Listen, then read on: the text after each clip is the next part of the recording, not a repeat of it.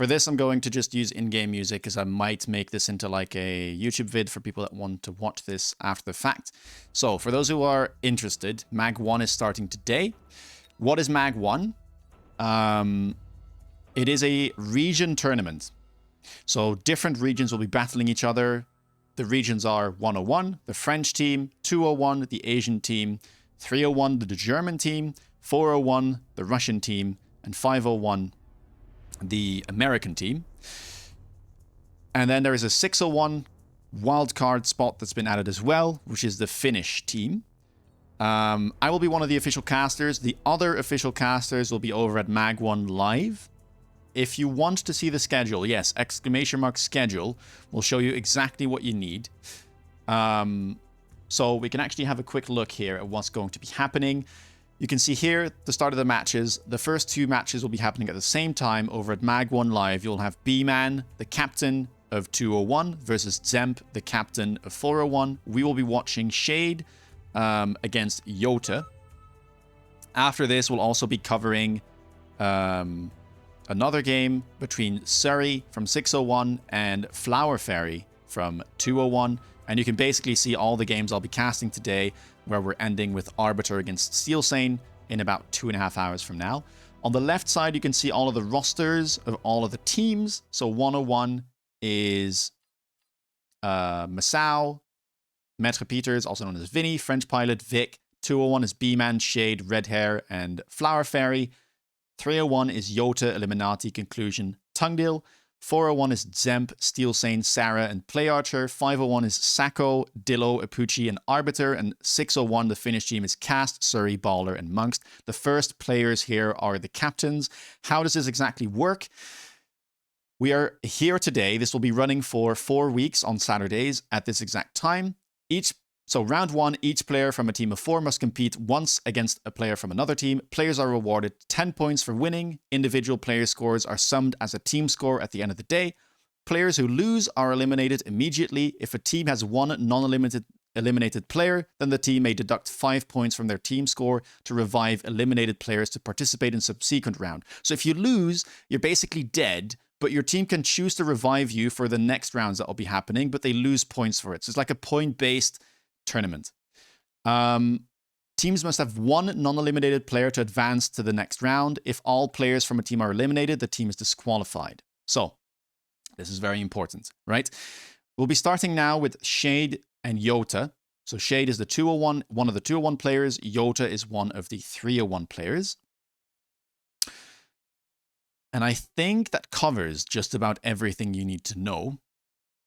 There is another mechanic that's been added, which is a voucher.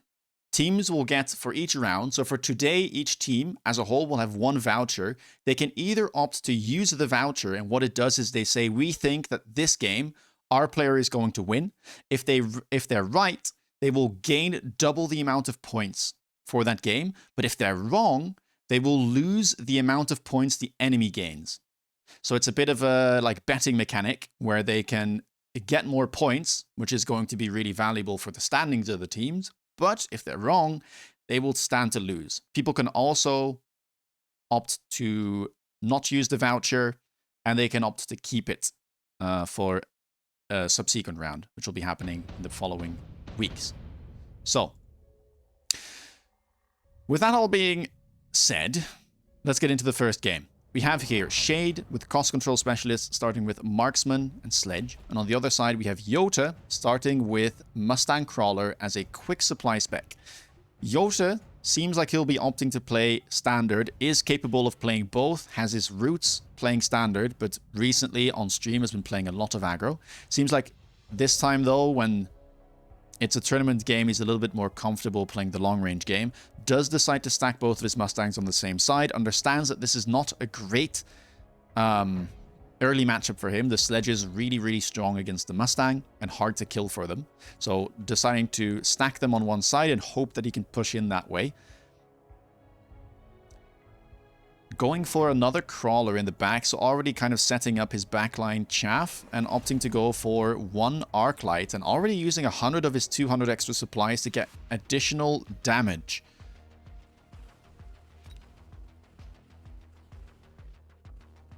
Bit surprising here. I'm not exactly sure if there is a breakpoint that I'm unaware of. I might be. I think it might have been nicer perhaps to keep that 100 for the following rounds. Try and get a big round. Stangs? Do Stangs have a breakpoint against the sledges? Cost control sledges?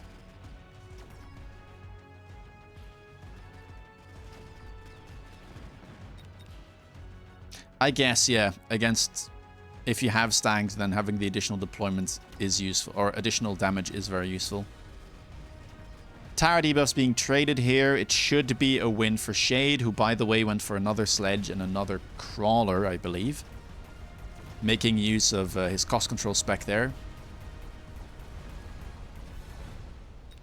And the sledges already leveling here could be a bit scary for Jota. We'll have to see if the game is kind to him. Might offer him an early Scorpion. Doesn't. We do get the round 2 reinforcements. Double Fang, instant pickup for Shade. And what do you go here for Jota? You'd kind of like something to frontline for your Stangs, and none of this really offers that. Could opt to go for... I mean, Wasp is a little scary when both Wraith and Fang are being offered. So it's... I'm kind of eyeing the Phoenix here as single target DPS option. Should be really good into the sledges. And Jota seems to agree. We already have the 4 sledge deployments. Shade opting to use some of that money to get a level here on the sledges. Level 2 Fang into Mustang. It's a little bit suspect, yeah. But I guess getting the late chaff on the board is not too bad.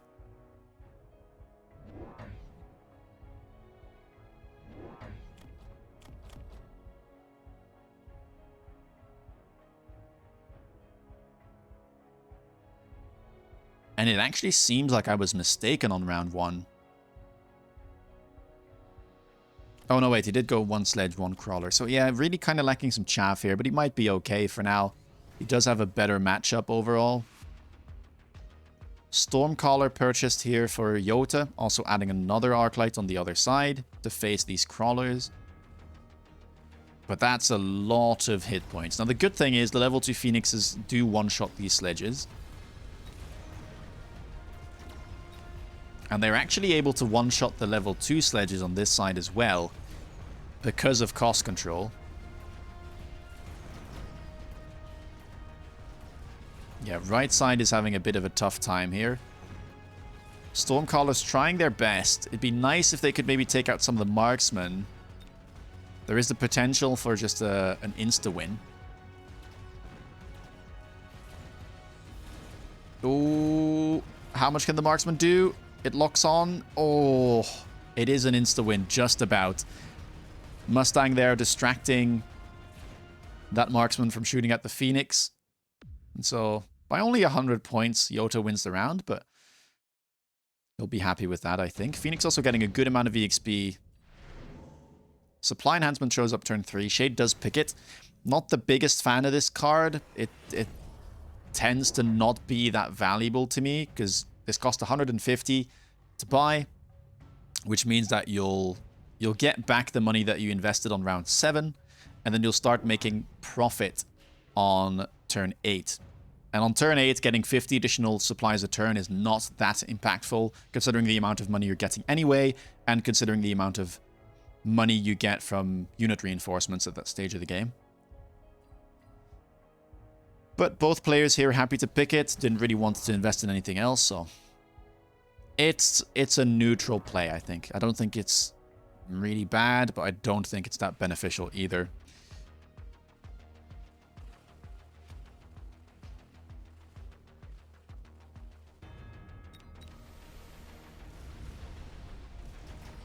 Already we see Mech Rage coming out for Shade. And Jota going for more Mustangs, more Stormcallers.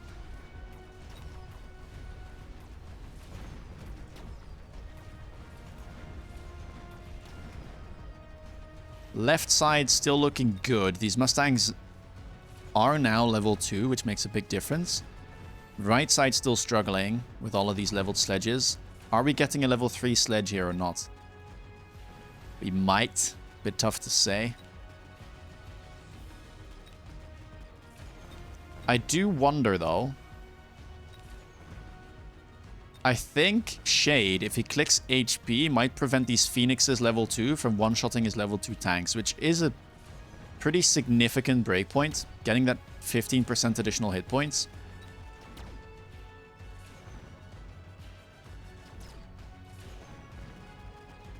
Mustangs will just about carry the round. Can the Fangs kill the Phoenix? With their dying breath, it seems like they can. Couple Mustangs surviving here, and they're leveling, close to leveling again as well. Doing a lot of the heavy lifting. Second on damage and first in terms of units killed. Electromagnetic impact showing up.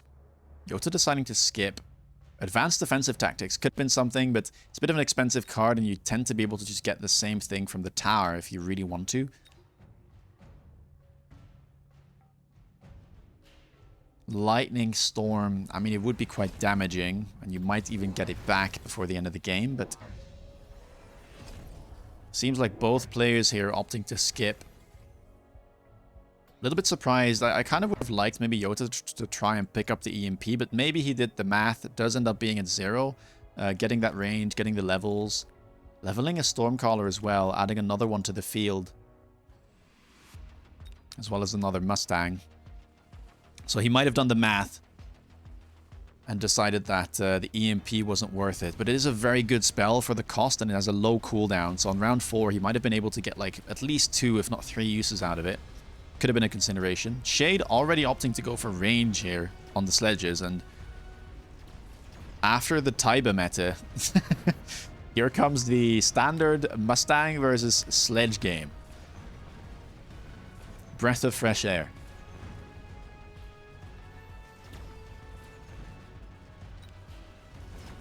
Sledges now starting to get the XP required for level 3. I don't know if Shade has the golden skin, but maybe we'll see some golden tanks. And this game might go long. Both players round 5 have barely lost anything. Oh, let me try and add the MAG1 overlay actually. And I'll also get rid of the chat, so we don't get any spoilers. Item here picked up for both players, the Amp Core. Card of choice. We see it on the level 3 Mustang, and on the other side we have the level 3 Sledgehammers.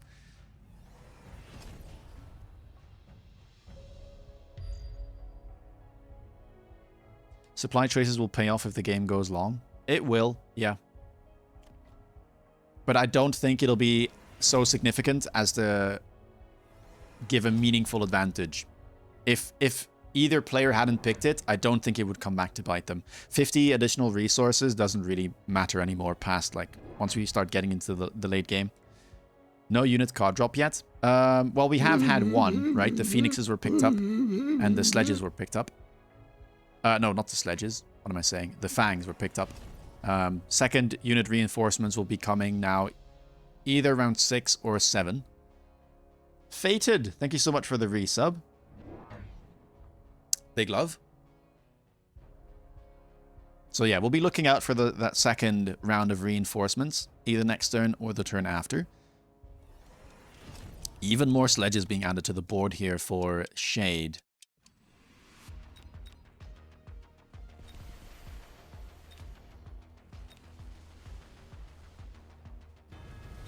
And it looks like Jota might have kept some money in the bank. Yeah, so keep your eyes on the board next turn. Jota keeping 400 in the bank, might be thinking about those unit reinforcements, looking for a giant to be gifted to him, and then be able to go for a really big round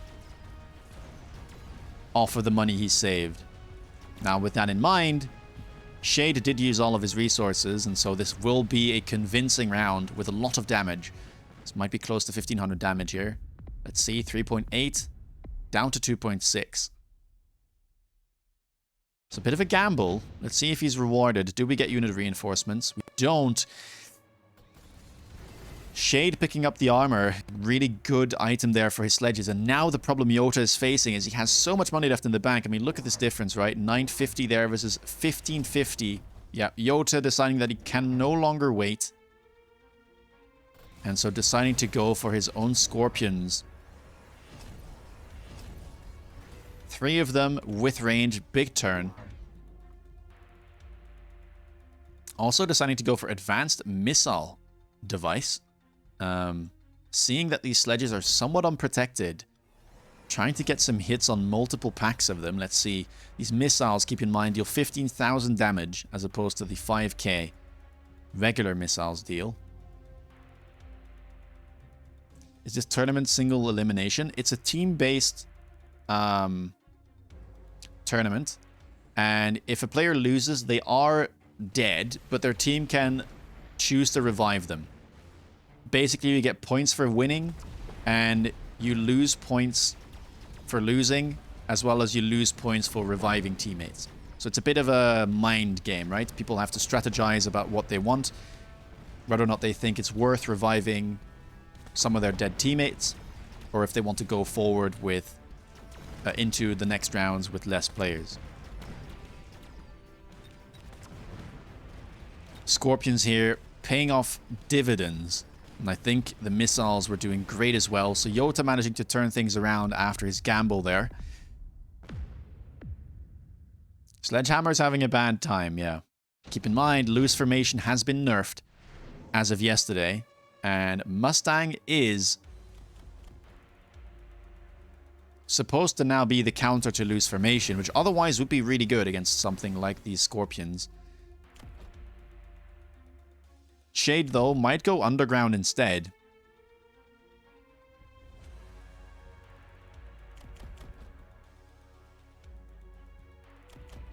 Three units, but yet level 3 sabers picked up for Jota.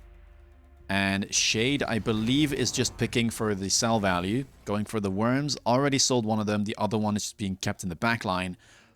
But I don't think it'll be too happy. Sabertooth is a fantastic counter.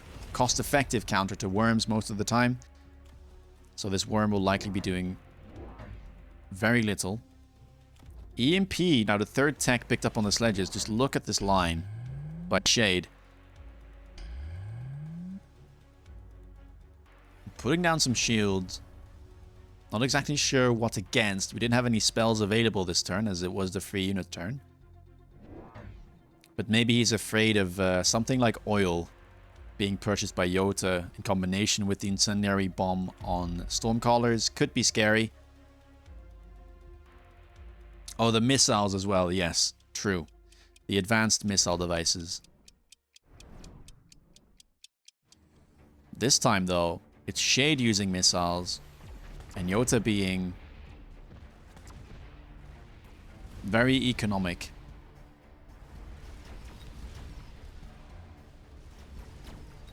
Sabers haven't been sold. Jota decides to keep them on the board. I can understand. They're pretty beefy. Good into most of the units that were being offered there. And they tend to be good into sledge as well. Although without techs, it might be more problematic. And actually the EMP here is doing absolute work to turn off the range on the Scorpions, making it much more difficult for those Scorpions to actually kill. And that's a lot of damage on turn 7. It looks like barely any of the sledges died. And suddenly things are looking not too good here for Jota. 470 hit points. Need to turn things around. Look at all these levels. Shade making good use out of that control, I think it's control U button, to upgrade all of his sledges at the same time. Oil now has been purchased for Jota. Also deciding to go for some shielded fangs. I like the decision. Shielded Fangs notoriously very good against things like sledges or arclights if the opponent is relying on those to chaff clear. Lone coming out, temp range being used. And just look at this line of level 3 sledges.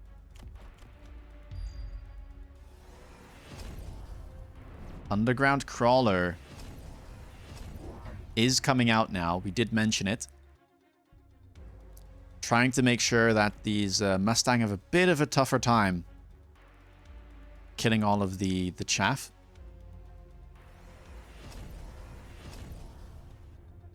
There is a bit of a lack of AA on the side of Shade, yes.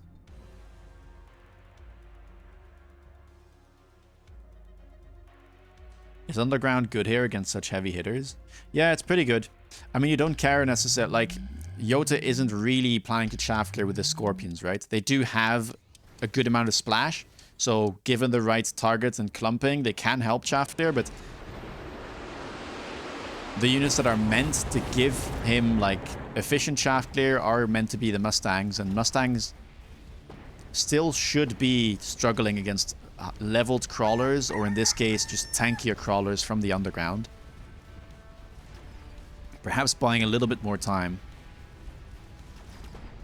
Crabs come off. Thank you for the follow.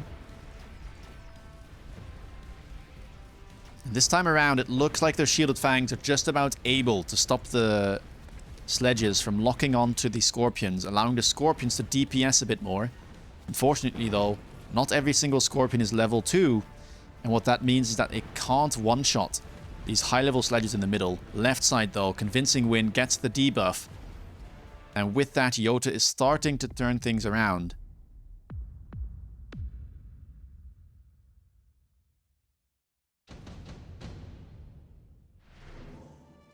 Round 9. Rolling up.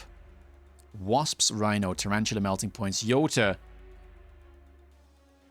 seeing the same thing as Lepaco there, with the lack of AA on the side of Shade. So Shade might be forced to just go Wasp himself here. This can be a bit of a mind game territory. Problem, though, is that Jota does already have the classic Wasp counter on the board, so it's kind of hard for Shade to try and go for Wasp with, say, range anti-air if he predicts the Wasps on the side of Jota. Shade just picking up the Melter, selling it, and picking up Mustangs. Realizing the threat, respecting it. Seems that he will be rewarded for it, perhaps. Triple Mustang with range. Both players, I assume, should be loaning, getting the temporary range.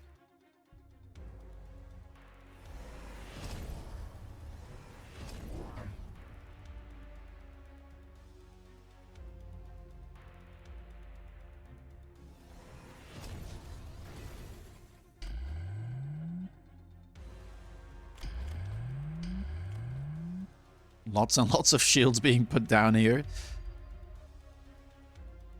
I do think there's a bit too many shields perhaps being used, but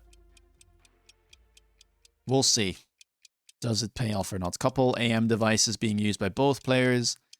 We do see some missiles here being used by Jota. One of them should at least be intercepted. The one on the corner will just hit a shield most likely.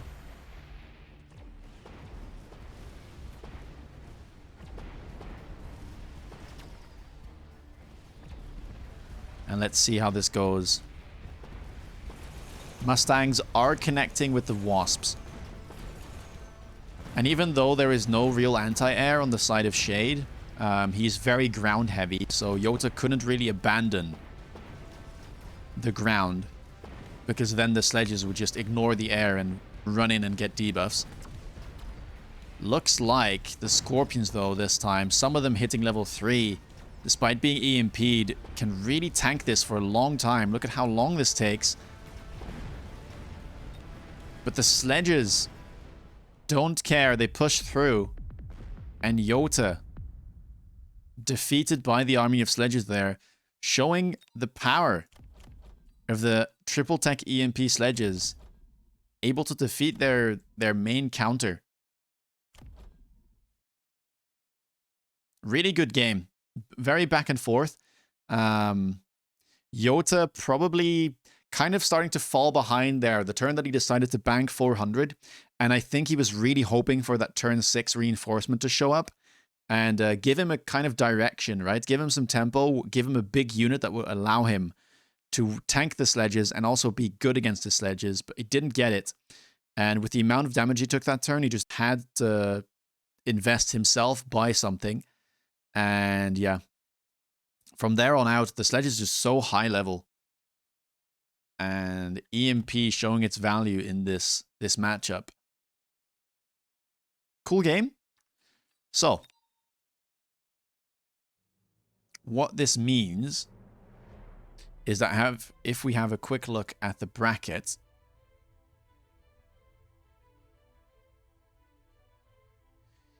we have Shade here taking the win over Jota. And then at the same time, B-Man Zemp has also been taking place. Next up will be Red Hair from the 201 team versus Masao, the team captain from the French region. Happening on the MAG1 channel. And then on our channel, we'll be casting Flower Fairy against Surrey. With that being said, though, we get the round start. I don't think any of these packs are really things Rat likes to play. Rhino Spec could be worth a try. Sabertooth Spec, not bad at all either. Goes for the Marksman Spec instead. Fine, kind of a low HP pack, so little scary. But does have a bit of everything. Already has that nice triple crawler deployment at the start. The sledge is just generally decent unit. Up against Flower Fairy here, does have 900 more hit points to start with. Arclight Sledge Opener, Typhoon Specialist. And Rat here on round 1, deciding to go for the Marksman deployment. Only the one, and adds another crawler to the bunch. Now, when you play aggro, you generally don't want to play Marksman. It tends to be a bit awkward, unless you want to click Assault Marksman, but if you don't start with the Marksman, it can be a bit awkward to get into. However, in this scenario, when you're up against Arclights and Sledges, there is so much hit points on the board that you kind of just need this guy for that little bit of extra DPS to at least not get completely run down on round 1. The Sledges wouldn't have been able to kill both the Arcs and the Sledges here, so that's why he adds the one Marksman.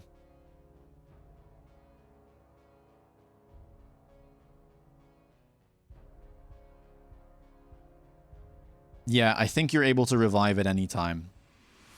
But you need at least one player to be alive to get into the next round, right? Next week will be round 2, but if a team doesn't have any players that are alive, everybody lost and is eliminated, then they won't be able to play. So they have to at least keep one player.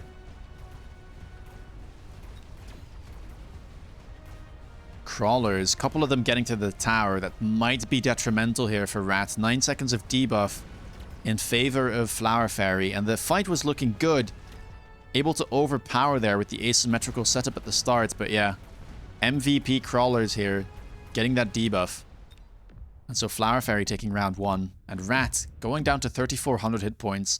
It is a little bit scary, this pack. It has very, very few hit points, so we'll have to stabilize. Now he does get his power spike here. Picked up that Marksman Specialist, so gets a level 3 Marksman. And we get unit reinforcements on top of that. Scorpion looking good for both players here. Stormcaller also a decent pickup. Stormcaller good against both Fang and Scorpion. Not that great into Crawlers though, and tends to struggle a little bit into aggro pushes. So Flower Fairy going for the sensible pick of the Scorpion. And we'll have to see what Rat decides here. Goes for the Stormcaller instead, yeah. Realizing that his board is, or his opponent's board is a bit slower, right? Much more static. Especially now that the Fangs have been added by Flower Fairy. And perhaps expecting the Scorpion here. This pack of Stormcallers will be very important. It will either provide all of the DPS required to take a round win, or if it misses its target, it'll probably be the demise, at least for the round, for Rat. Rat adding some Fangs into the mix. So he's kind of starting to play a bit further back here. Not necessarily going for an aggressive push. And opting to go for a bit of a pull here. Not sure what that's going to do. It might pull the Arclight though.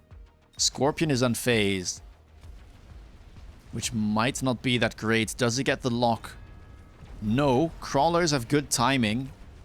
And the level 3 Marksman found its mark.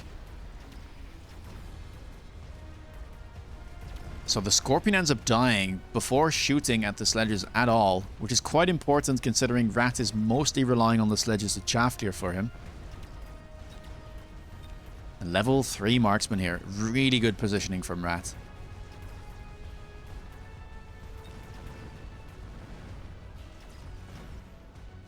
Amazing round. Could probably not have had much better targeting. And so managing to not lose more hit points here as he strikes back. Nano repair kit available. Instant pickup for Flower Fairy. I imagine that will be going onto that Scorpion. Assault Scorpion also offered. But in this scenario, probably doesn't want to lose too much range. And the Nano will effectively make it a pretty tanky unit as well.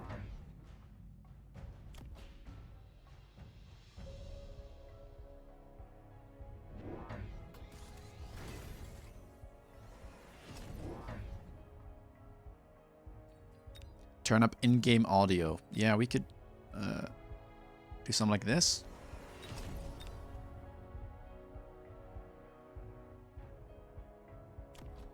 Typhoon, by the way, available this turn.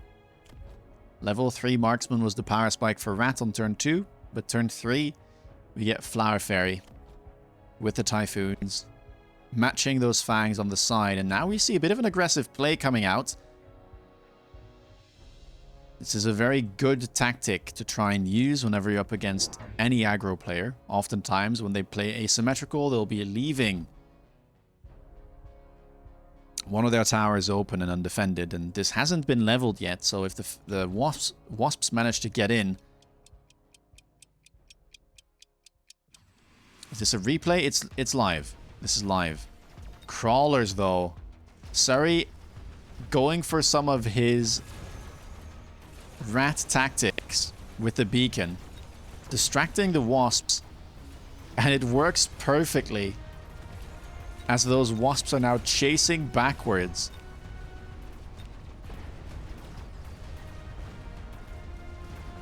Clever little tactic, but it doesn't seem to work. Oh well, it doesn't seem to matter in this round, as this time around the Scorpion doesn't get locked and was already winning the side by itself. Debuff does end up coming in, and now suddenly we have a level 2 Scorpion in the making. And Rat down to 2200 hit points. That's a bit painful as we enter round 4. Can't afford many more of those. Portable Shield could be a nice item to at least make sure the Scorpion needs multiple shots to kill something like the sledges. Haste module, the item of choice for Flower Fairy.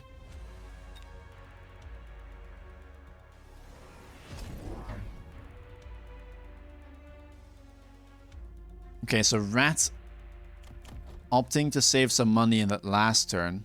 Let's see if it pays off. We saw Jota do it.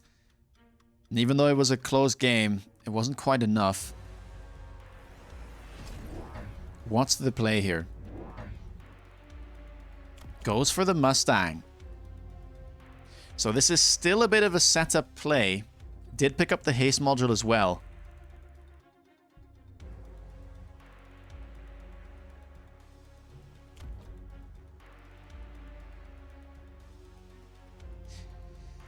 I think what Rat is doing here is hoping that on round 5 we get the second rotation of free units and he gets something like a fortress for free.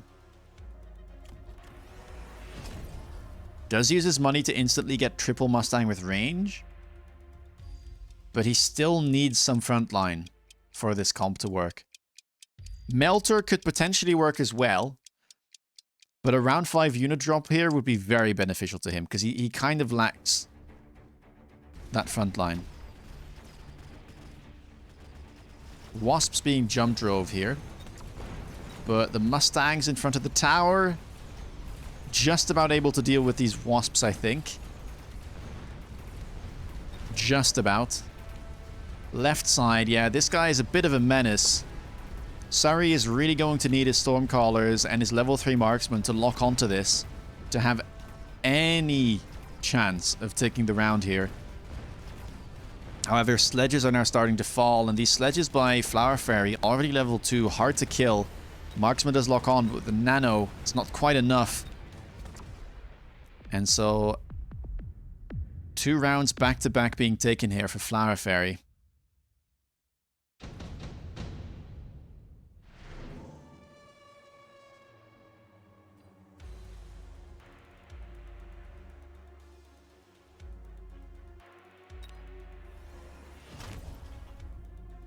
Wasp's being sold by Flower Fairy. He's managed to get his opponent into Mustang. Is that what he wanted? Will he be able to punish it? We don't get... Or we do get free units, excuse me, but not really something Rat was looking for. We don't get any of those giants. The only big unit being Worm. Now, maybe that would have been playable. But Rat instead opts to go for the single target DPS, so still is left with a bit of a squishy front line, just kind of relying on his shaft to make sure that his backline units here are safe.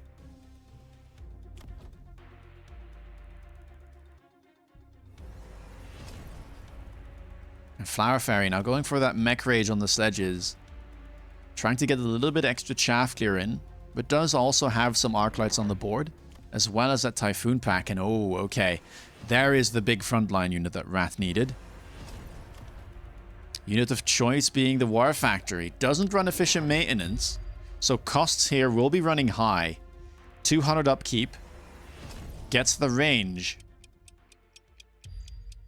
If this game goes long, and keep in mind Flower Fairy does still have 4k hit points remaining, then Rat will be in some economic trouble. Let's see if it pays off.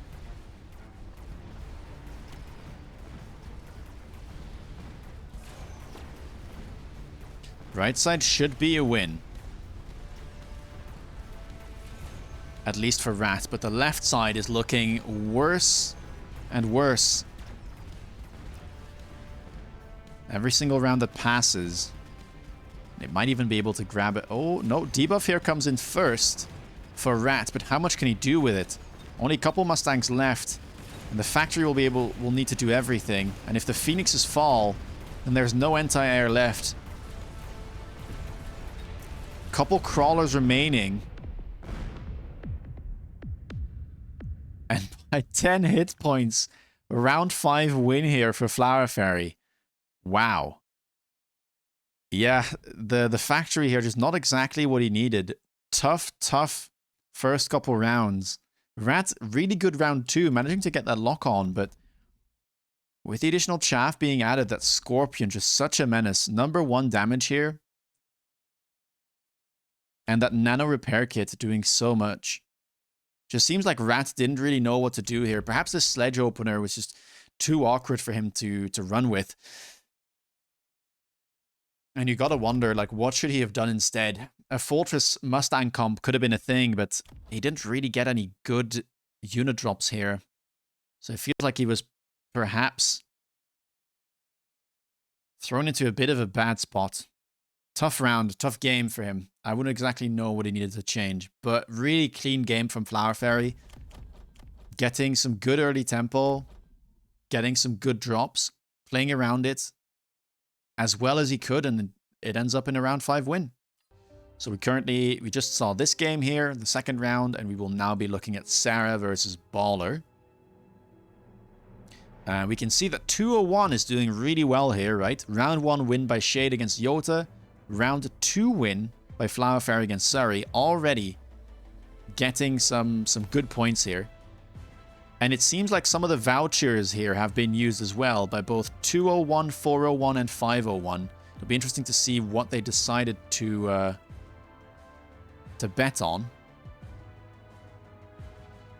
The way these vouchers work is that a team basically says, we think that this player will win this matchup.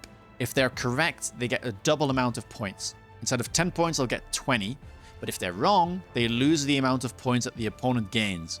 So they stand to either lose 10 points or even 20 points if the opponents also use their voucher. So it's a bit of a risk mechanic, right? It's either a big pay, but it can also lose you a lot of points. They can also opt to not use the voucher. If they keep it for a further round where they can get more points, They will have to lose 5 points, though, for each voucher that they decide to hold on to. Or they can decide to basically burn their voucher, not use the mechanic, but also not lose any points. So 201 going 2 for 2 here in the early stages of MAG1. Now, they have scheduled this so that 201 gets the games first, because, of course, they are ahead of us all, and not to make them play late into the night. So currently, I think 201 has played all their matches. We can see 2 wins, 2 losses. So B-Man and Red Hair currently eliminated, but they do have 20 points. Oh. Ooh, okay. 201 used their voucher on this game between Masao and Red Hair. That's a really, really poor turn of events for them. Because it means that instead of losing no point or gaining no points, they lost 10 points. Because obviously the voucher is a double-edged sword. If they hadn't used it, they wouldn't have lost anything, and they'd be up 20 points. And they would have been able to revive some of their players if they want to and still be up on the day. But now, it costs 5 points to revive any of their teammates.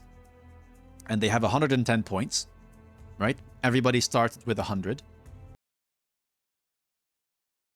Alright, back just in time. Let's have a quick look at the packs here. Fire Badger does stand out, as well as Rhino Spec there at the top for Baller. Ends up going for the Rhino Spec. Sarah, like Steel Ball openers, doesn't get them. Opts to go for Speed Specialist instead, with an Arclight Sledge opener. Both players very healthy right from the get-go. Neither player starting with any chaff. We'll have to buy that. Expecting crawlers here for both. At least for the Steel Ball player. Fangs could be the pick as well for Sarah if he decides to do that. Could help him kind of stop the advance. Fangs tend to be the better chaff to try and slow down any type of push. Very wide setup. Symmetrical aggro here from Baller. I don't necessarily like this decision all that much. Generally speaking, Sledge versus Steel Ball tends to struggle a bit to get through them all. So whenever that happens, I like to go for an asymmetrical push and at least try and overpower the one pack of Sledges, presuming the opponent goes for a symmetrical setup, like Sarah does here, and give herself a bit more of a chance. In this scenario, it might end up with a loss for Baller, but we'll have to see.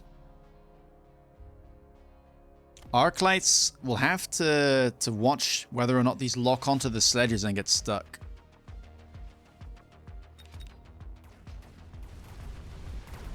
Arclight, though, not in a very good spot for Sarah either. Getting taken out immediately means that chaff clear is gone. But as we mentioned, neither player really starting with all that much chaff. And we have some assassin crawlers going for that left tower.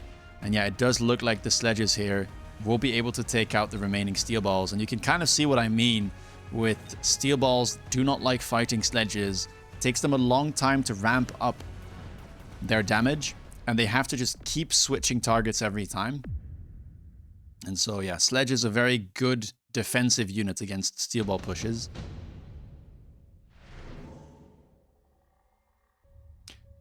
Yaboyan mentioning that Sacco often starts with Ball Crawler like that. Yeah. Especially Surrey as well, very known for this type of setup. I think maybe Surrey even more so than Sacco. Back in the day, Surrey would add a Wraith right in front of this here in the corner. Kind of try and go for these diagonal pushes. Farseer being picked up here on round 2 as we got 3 units. And Sarah, one thing I didn't mention and I did see in the chat is indeed Sarah likes to go Mustang. This has always been a thing. Even when he played Standard, he would always purchase Mustang. And he seems to be doing the same now. And after the new balance patch, Stangs should be in a really great spot. Let's see how this turns out. We get a level on these crawlers. Importantly, this means that the Arclight cannot one-shot the crawlers anymore. But Farseer is there to help out. It's not amazing at chaff clearing, but it's kind of a jack of all trades. Fangs being added as well, trying to make sure that this arc light doesn't get locked on. And this is a bit of a weird move by Baller, trying to... I'm not exactly sure what he's trying to pull here, but he might end up pulling the arc light, even though he was getting some beneficial trades into it, right? We saw those steel balls insta-locking the arc light. If this arc light ends up walking away, Baller might inadvertently save it. Doesn't. Just about doesn't. Okay, so arc light does keep on going forward. Will end up dying. Seems like Sara didn't have the deployments required to protect it the same way that he protects the left side here.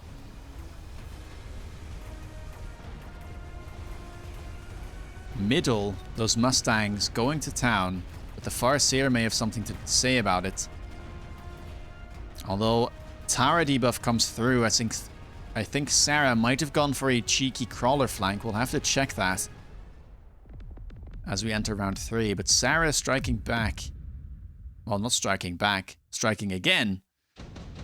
Taking 2 rounds in a row. Amp Core picked up for Sara. Shield airdrop. The spell of choice for Baller. Just wants to use it here on the line. Can also throw that onto a flank, but obviously there's only a crawler pack there for now. And yeah, Sara did go for that crawler right back here. Bit of an unfortunate one. Baller had the Farseer to try and cover at least anything on the right flank, but unfortunately the flank came in from the other side. Not sure if it would have mattered, but certainly would have saved some hit points. Missile being opted here for Baller, realizing that these Mustang will likely get in front of the arc light, and he might be able to hit both of them. Opts to go for 2 more Farseer is Baller. And Sara, heads up play, realizing the threat that his important Mustangs were under. Even picked up the Amp Core for them this turn, wants to protect them, so they should be safe. Let's see how well the Farseer do. Unit is, again, jack of all trades. Unit that does really well between, say, like round 2 and 6. Tends to fall off afterwards. But in that mid-game, it can be an absolute terror. Has decent shaft clear, pretty good DPS, does really well into like mid-sized units. Can shoot both ground and air, has 125 base range. Let's see. Another flank coming in here for Sara, but I think the Farseer will be able to deal with that. So 300 credits being defended by 300 credits. Although the important difference, I guess, is Sara had to use 2 deployments, where the Farseer only costs 1. Right side now winning for Baller. Left side losing, but this Farseer doing such an important job. Top on damage, even though it was only just purchased. Managing to kill everything on that left side thanks to the debuffs coming in. Great round, and I mean, look at what it can achieve. Fantastic round for Baller. And equalizing the hit points. Both are now down to 4,100. Laser sight insta-picked for both players. Strong item. Rhino available now for Baller as he was Rhino spec. So gets his power spike. Does he sell it? Does he keep it? I think here it's worth keeping. Nothing on the board for Sara. Really likes fighting a level 2 Rhino at this stage. And so yeah, does opt to place it aggressively. More Mustangs picked up for Sara. Goes for range on them as well. Which is a bit of a greedy play. Now he can afford to. 4k hit points is plenty to go for this type of thing. And perhaps, again, the reinforcements between round 5 and 7 might give him a bigger unit to place in front of his Stangs. With the damage kind of lacking and the Rhino showing up, I think this should be a good round for Baller.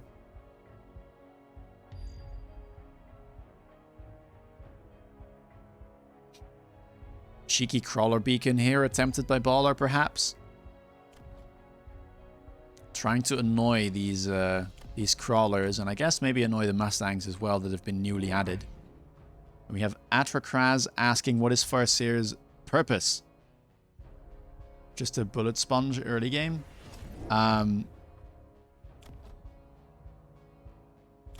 It's basically like a do-it-all unit, right?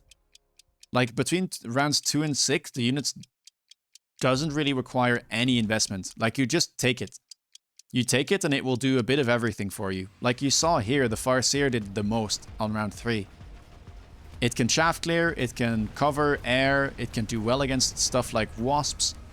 It does well against the mid-sized units you might encounter like sledges. It can even do decently well against low-level steel balls. Can absorb some damage.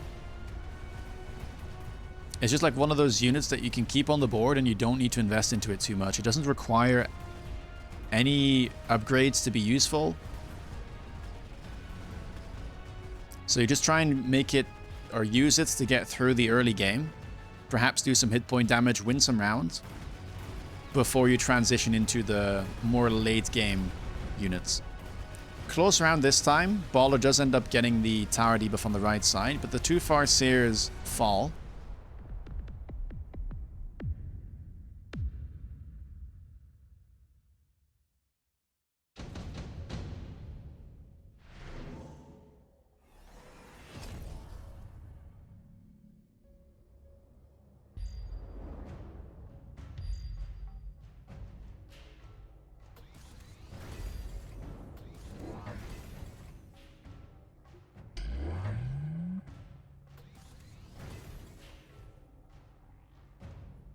More Farseers now being purchased by Baller, so this might start to get a bit scary. We didn't get free units on round 5, so we'll have to keep an eye on round 6 and 7. But Farseer carry tends to not really be a thing, right? I feel like he's kind of pushing his luck right now. I think he had plenty of Farseers on the board already.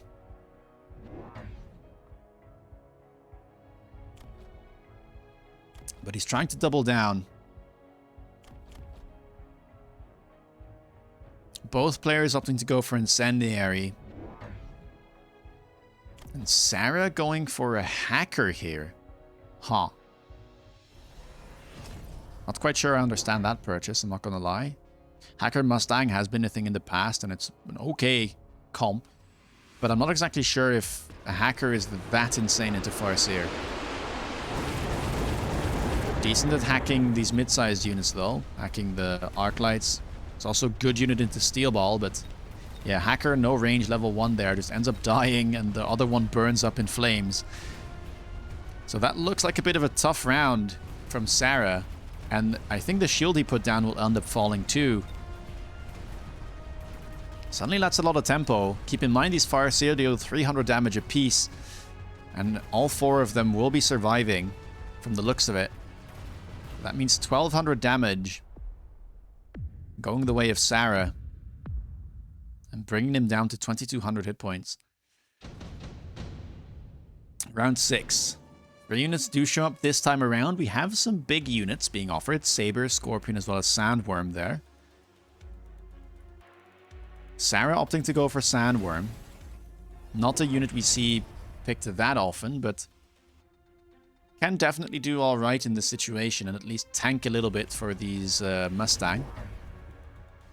And Sarah, having invested into the hackers, doesn't want to back out of them, gives them range, trying to make them work.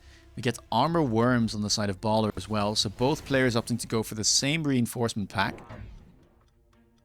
And range now picked up on the Farseer as well. So yeah, Baller really wanting to now invest a little bit more into these Farseer, seeing the hackers, saying, hey, I don't think Hacker is a counter to Farseer. I'm just going to try and keep them out of their range.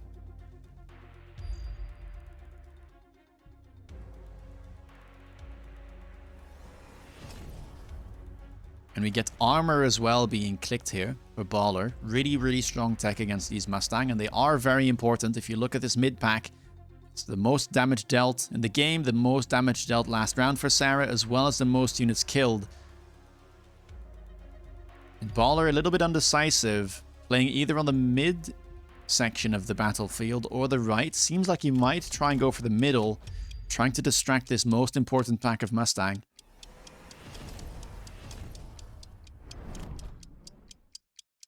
Also opting to use a missile there against the crawlers and beaconing in from the middle to the right tower. The right tower has been leveled this turn though for Sarah.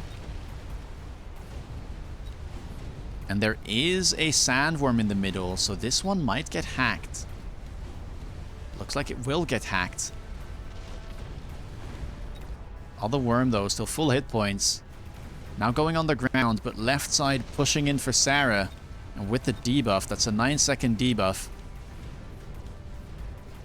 Oh, that is not good timing at all. These hackers just about managing to survive. Baller will really be unhappy about this, I think. Losing a bunch of shields, although he did put them down with the active. That is about as bad of a round as he could have gotten there. And I think the mid play might have cost him. I think if he went for the right side, although of course with his hindsight, he would have been able to get in much quicker. Not get delayed by this sandworm.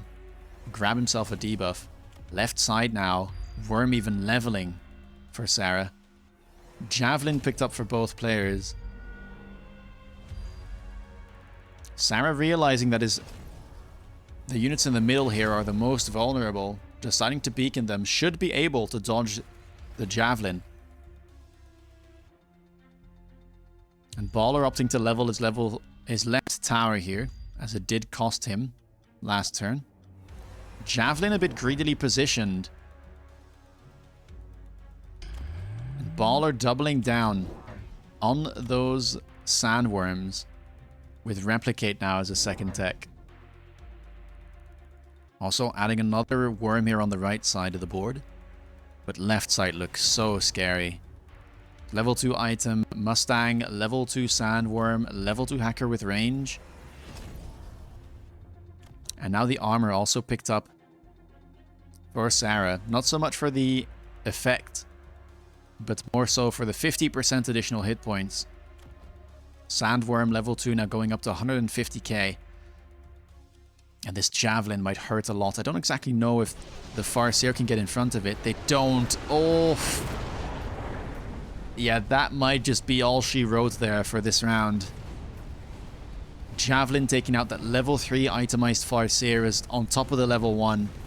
And the thing about Javelin is that all it needs to hit is just the tiniest amount of a unit, and it will count.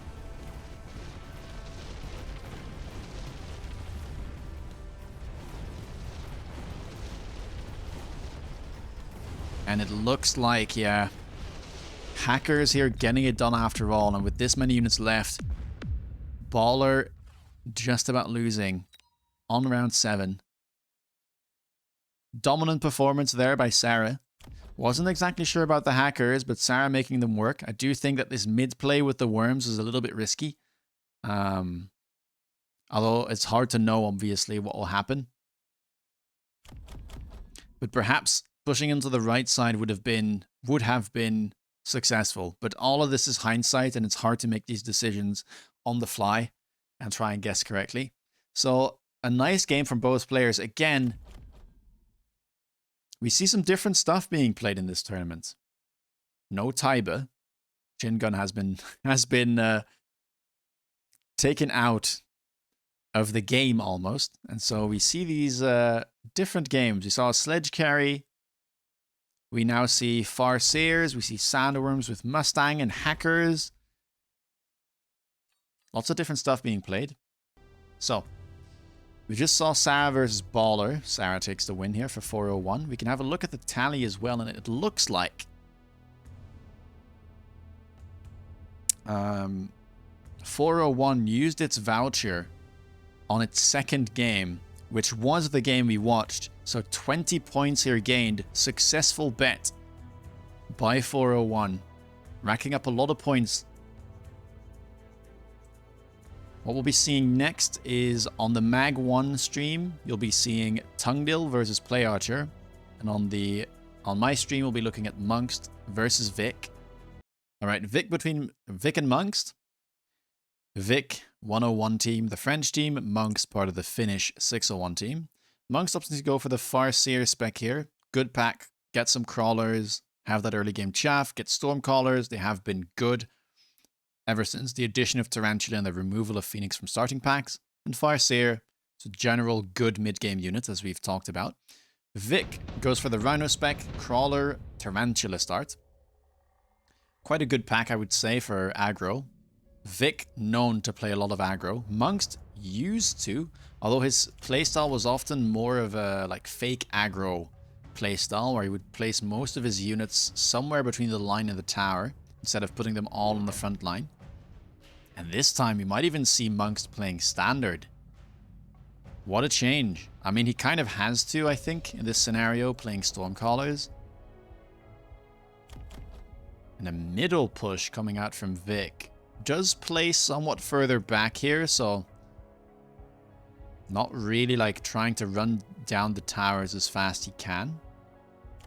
Double Arclight pickup for Munqst is a sensible thing against the crawlers, excuse me. And for Vic, yeah, I think double crawler is the best he can do. Just get that early game chaff set up.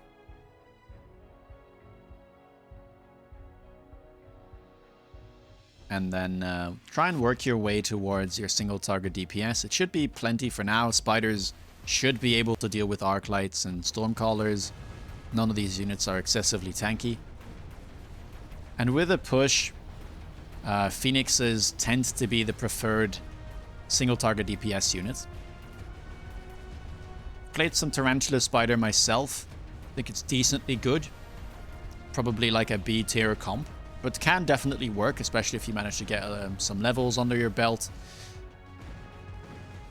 Stormcallers here, though, preventing some of that tempo from being gained by Vic. And Munqst takes a first round, 400 damage dealt. I do think the center push is a bit of a bold move. I probably would have tried to go a bit more on the outside.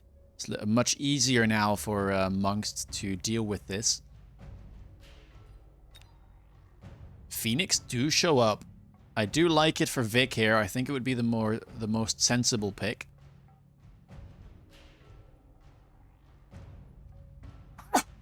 Excuse me. Yeah, Munqst goes for Phoenix as well. There's something to be said for the likes of like Saber if you want single target DPS, but Fangs and Saber are just awkward into Stormcallers. And you have to respect the potential of air units being picked up by Munqst as well, and Steel Balls and Sabers do not shoot up. So in this case, both players decide to go for Phoenix. Are there any rules what unit drop can be offered? Generally speaking, it won't offer units that are on the board if those units are free to unlock, and it won't offer units that have been unlocked if the unit has an unlock cost.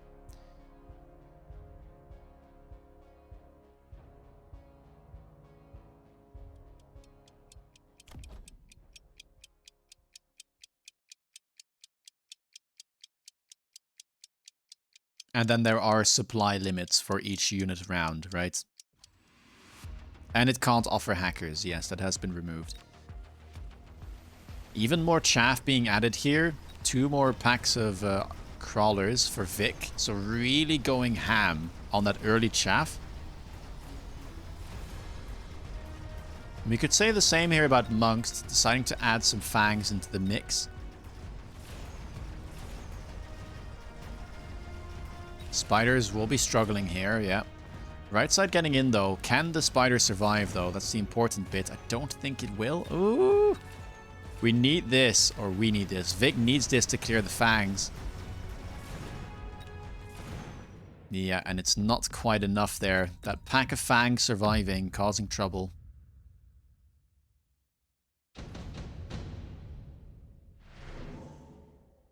Round 3. Incendiary Bomb. Certainly worth a pickup here, I think, for Munqst. Could just throw it in the middle. With this setup from Vic, he's quite vulnerable to all of his chaff just running into that fire. Goes for the advanced shield device instead, though. Redeployment, also not bad, especially for the aggro player, but I don't really know what you would want to do with it in this scenario. Of course, Vic could try his luck as well with the incendiary. There are a lot of units here that would die to the fire. In round 3, by the way, we do get the power spike from Munqst. Has the Farseer now on the board. As we said, very strong mid-game unit. might allow Munqst to kind of propel his early game lead here.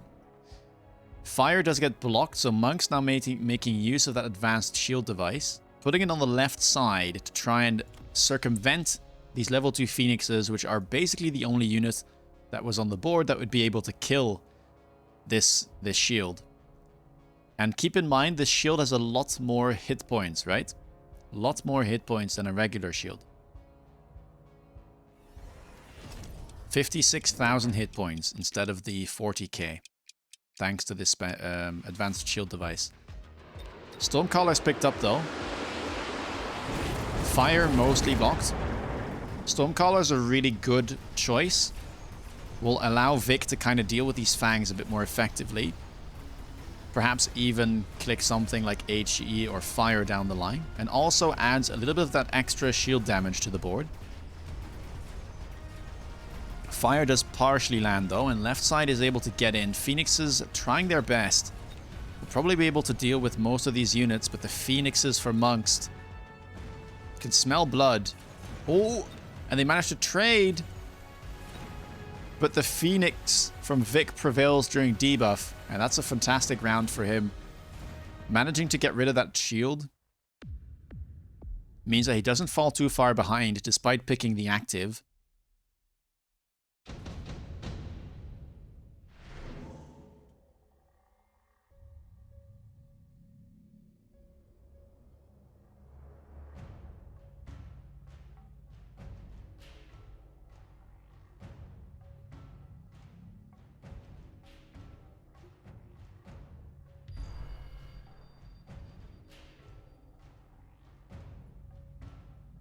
Round 4, we get Wasp Swarm picked up. It's a bit of an awkward one here, though. The thing about Wasp Swarm is, I think, if you put it here, what it will do is it will try and follow the crawlers, and it might even follow them all the way back to Munqst's board. I don't know. It tends to be a bit of a weird interaction, but wasps are tough to make go to a tower when there's like crawlers in the middle and on the edges like this.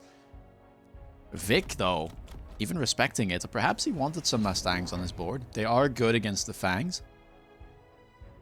Going for some defensive Mustang here, and it's starting to look like more of a standard versus standard game now. Rhino available to him. Did pick up quick cooldown as well this turn. Goes for oil. And the Rhino is kind of put defensively to run in. Trying to circumvent again this Phoenix pack. And Munqst also doesn't have that much DPS on the board, so this might be tough to deal with. Yeah, there are lots of rules for unit drops. I did see some people mentioning additional units or additional rules, which I hadn't mentioned yet. Indeed, improved cards when picked will block unit drops.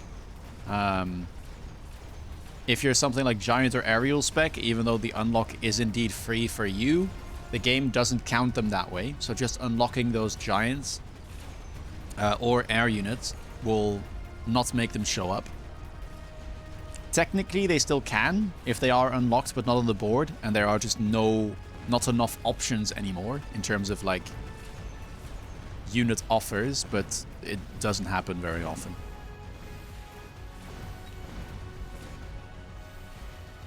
Oil does land, but Munqst prevails.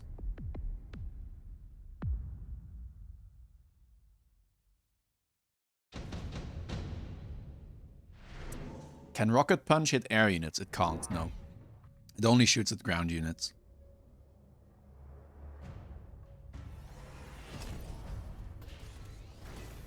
Hey, hello Lady Win Big. Welcome. Had some great matches so far. We're enjoying it. One of the organizers of the tourney, by the way, for those of you who are wondering.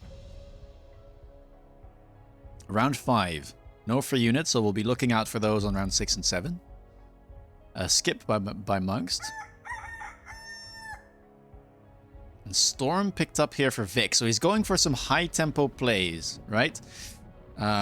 Economically speaking, he'll be down. This is an expensive spell, but he did pick up quick cooldown, so kind of trying to make use of that card. Perhaps hoping for that Lightning Storm to come back around. Well, we'll have to wait until round 9.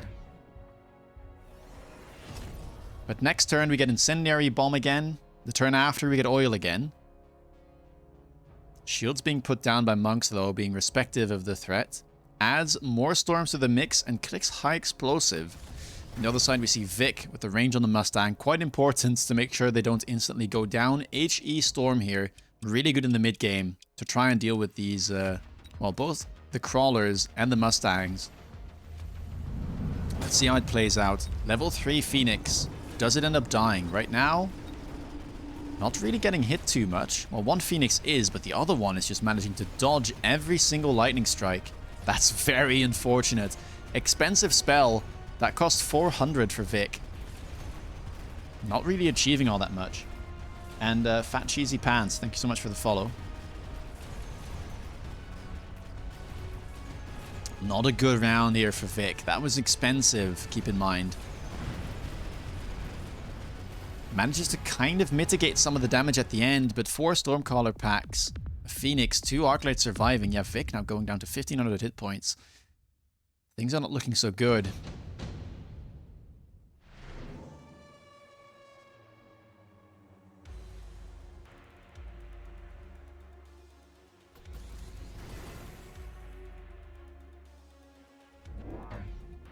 Yeah, Typhoon missiles are ground only as well. And yes, you can technically intercept.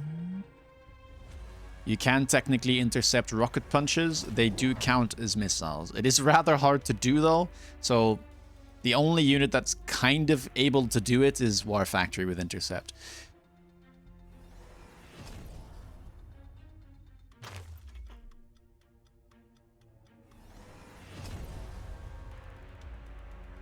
Underground. The decision from Munqst. And Vic going for the extended range War Factory. This is not a card you see picked up often. It used to be back in the day, but it's a card that got heavily nerfed to the point where you now trade 40% hit points and 20% damage to get 20 bonus range. So we'll see if this works, but it's not a card you see being played a lot. Many people just don't think it's worth to give up that many stats. Vic here, though, tries to go for War Factory with Missile Intercept. Wants to get rid of that HE.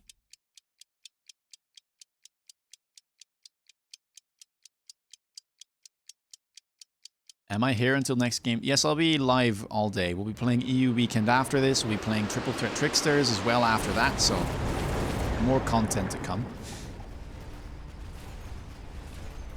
But you can see this War Factory only has 88k hit points, right? Where normally speaking it would have like 130-ish.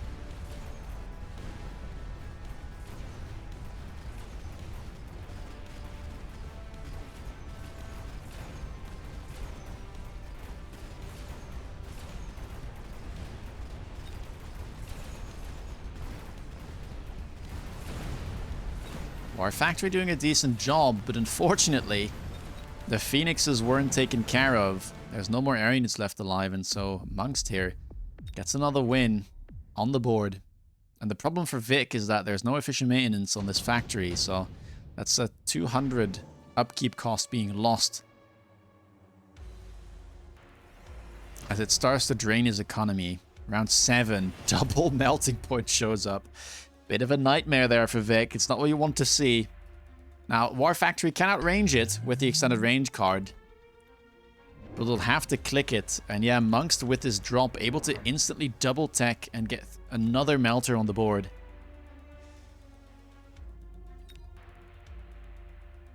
Steel Balls, the pickup for Vic, decides to sell one of them. But this is a tough situation to be in. Can you intercept EMP missiles? Yes, you can. It is slightly more difficult as well.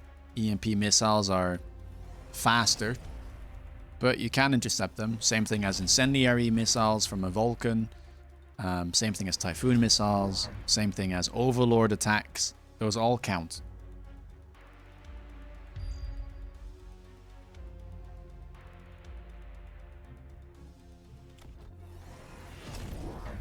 Yeah, Vic understands the predicament he's in, so goes for another factory, grabs himself the range.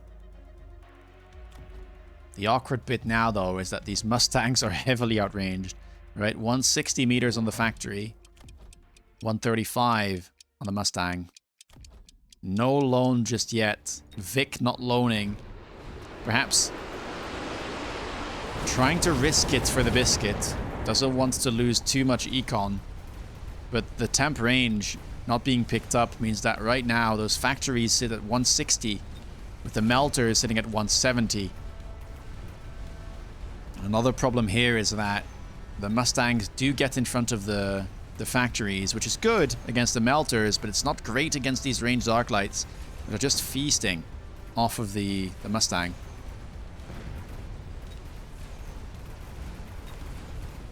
Yeah, and we get the EMP here. The melters doing their job, and Munqst picking up a win for 601.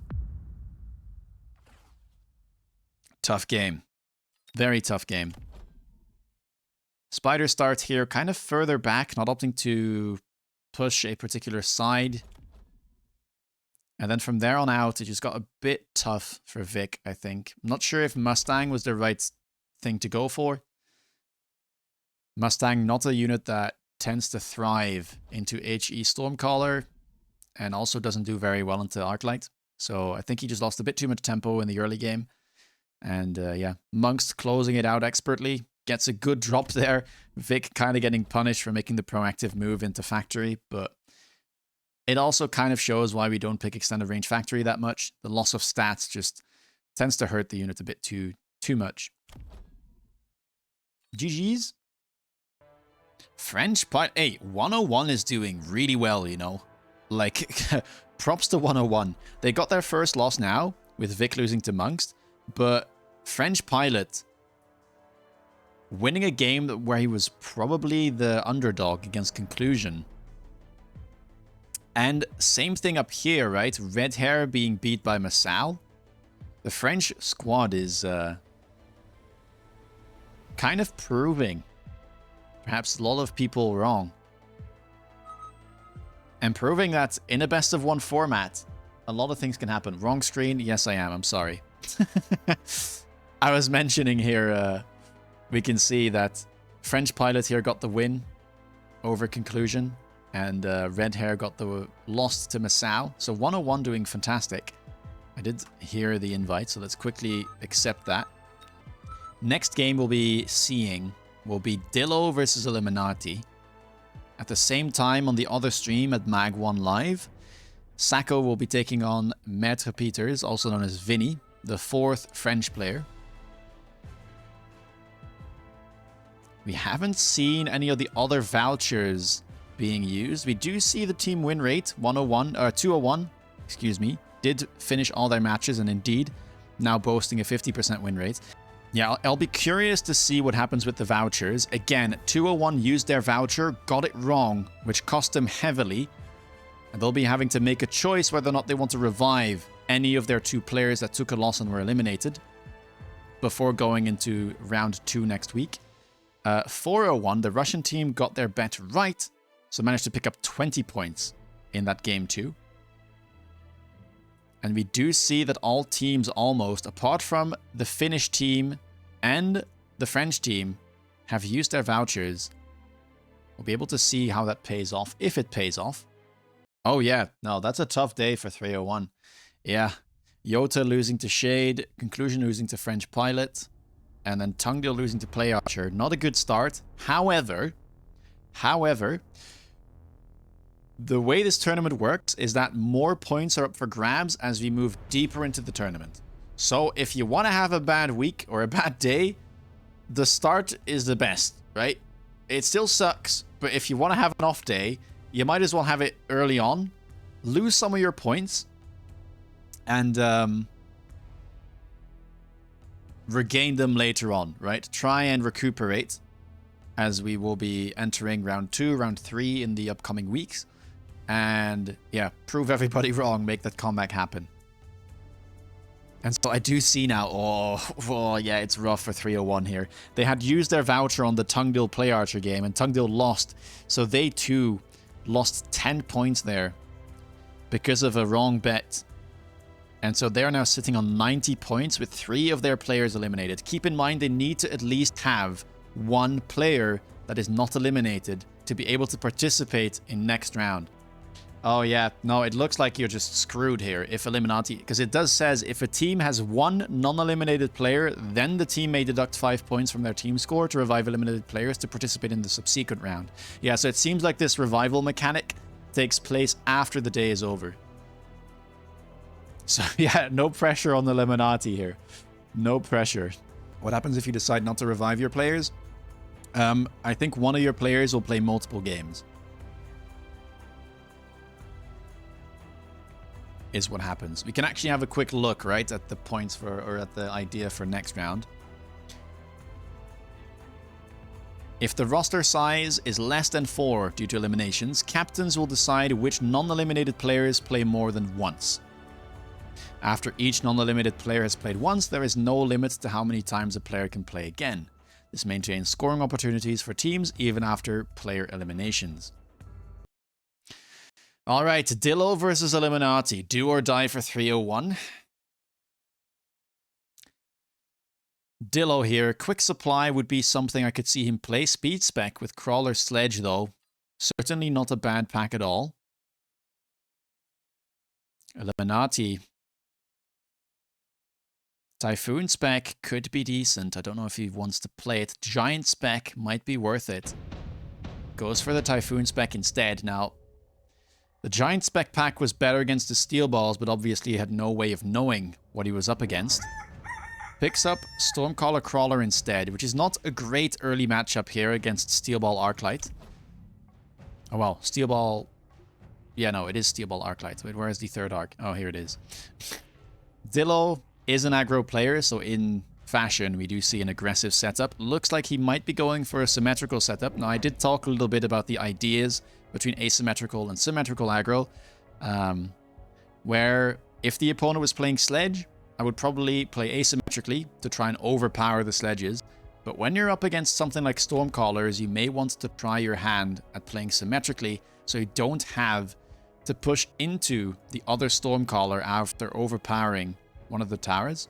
And generally speaking, you should be able to win a side here. Steel Balls should be the better unit against the storms, so long as you manage to make sure they don't stop for too long and they don't clump up with your other units.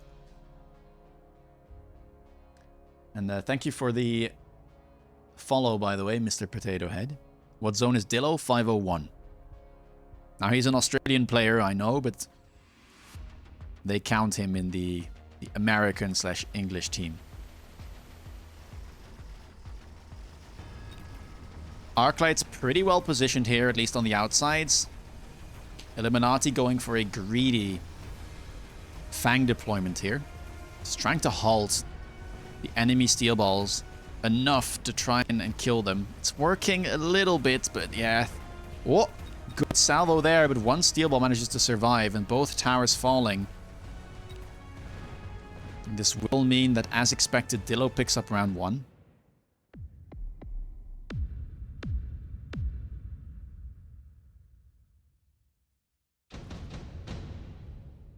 Hello, yes, win big.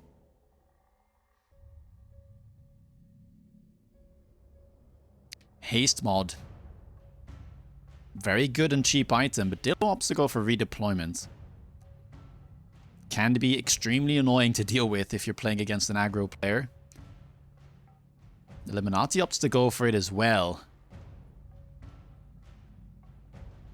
Will he be trying his hand at some counter aggro here? The towers are wide open. The flanks undefended. You see Wasps being picked up here for Dillo. One of the few things about the aggro meta which has not been changed whatsoever with the last patch. Tough to deal with. We see a Crawler plus Wasp flank there. Now, importantly, Eliminati does have some Crawlers there, so should probably be winning out. And I even think... I'm not sure about this play, to be honest. He'll need something like a mobile beacon to make sure the Wasps go to the tower. Because I think what's going to happen here is these Crawlers will win.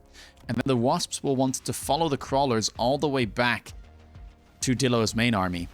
I don't have too much faith in these Wasps getting a tower debuff here.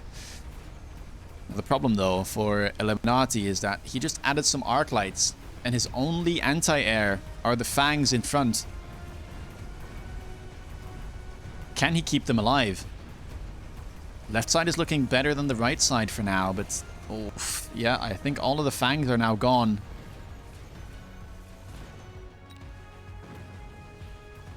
And it looks like Dillo will be picking up another win.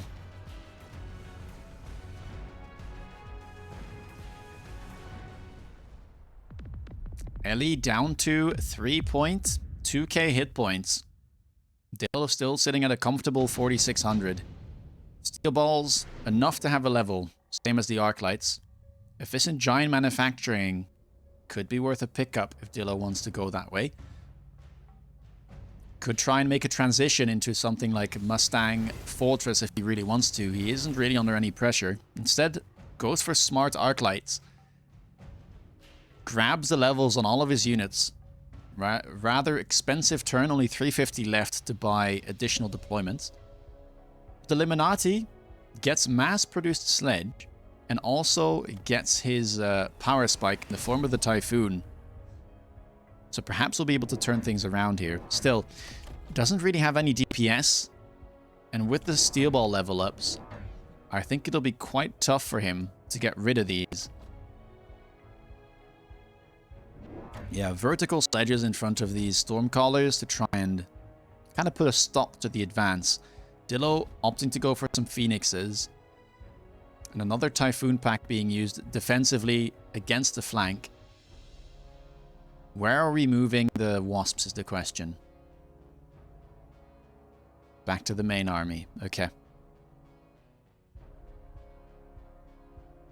And this is kind of a common pattern that we see a lot, where players opt to put some anti-Wasp units, like Typhoon or Wasp, on both of the flanks, but then the middle still remains undefended. Now these Typhoons obviously will be making their way towards this push, but the question is, will they be there in time? Arclight though, a little bit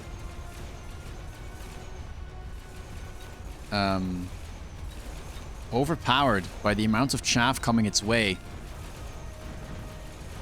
The right side is a convincing win for Eliminati, and the left side, despite looking a bit better for Dillo, doesn't really seem to manage to get in on time. Is Typhoon still alive? Typhoon does lock onto the tower, gets the debuff, but one of them ends up falling. And I think the Typhoon here, oh, not quite. Gets rid at least of some damage. The Eliminati stabilizes on round 3, doesn't let things get much worse. Has to give it his all to make sure that his team remains in the race. Round 4, we didn't see any free units. Round 2 and 3, so it means round 4 we were guaranteed some free units. Double level 2 Rhino is the choice for Dillo, and double Scorpion to pick up here for Eliminati. Understandable decision, considering that he is up against the level 2 steel balls, and the nice thing about level 1 Scorps is that they deal 10k damage a shot, and steel balls have 9k hit points. Now, Dillo could take the defense enhancement from the tower, and it would mean that the steel balls can tank a shot as long as Eliminati doesn't match with the attack enhancement. It's a bit of a gamble. Rhinos are being put on the flanks, and I like this. Instant Rhino armor enhancement. And what this does is it boosts the hit points of the Rhinos by 50%, but it also blocks 60 damage whenever they take any damage. Which means Crawlers and especially Typhoons will have a really tough time dealing with these units, effectively locking them up permanently on the flanks and allowing this push to perhaps get in. Redeployment being used to now move from a symmetrical attack to an asymmetrical push, targeting this left tower. How does Scorp do against Rhino? Not that fantastic. If it has a level advantage and double shot, it can work. But Rhino is definitely favored in that engagement.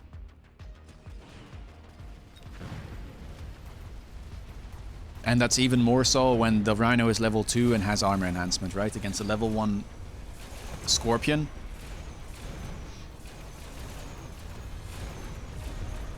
Yeah, tough missile though.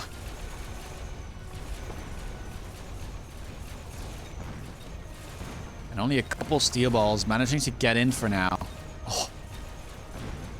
We had one steel ball locked onto tower, but it gets taken out a little bit too soon. Rhinos, though, doing exactly what they're supposed to on that flank. Getting in unharmed. And this Phoenix is able to DPS, get rid of the Typhoon. Should be a round win for Dillo, but not too much damage taken. And the thing about these deep flanks is that they're hard to add anything onto for Dillo, right? It's very tough to protect a flank once it's being dealt with. When they're this far back, they don't really synergize with the rest of your army. And if you want to add another unit to the flank, it will have to spawn in for 2 seconds. Now, that being said, when quick teleport gets offered, it might be a bit easier to add new units onto the flank, as it does reduce the deployment time by 50%. Quite a nice gift for Dillo. Let's see how Eliminati wants to deal with those Rhinos, as they are a bit of a menace. More Scorpions being added. Is he going to try and make use of double shot? Does look like that is going to be the case. Wasps are being now moved onto this left side of the board, trying to abuse with the diagonal that is somewhat undefended. Right, a lot of these units here being pulled towards the flank.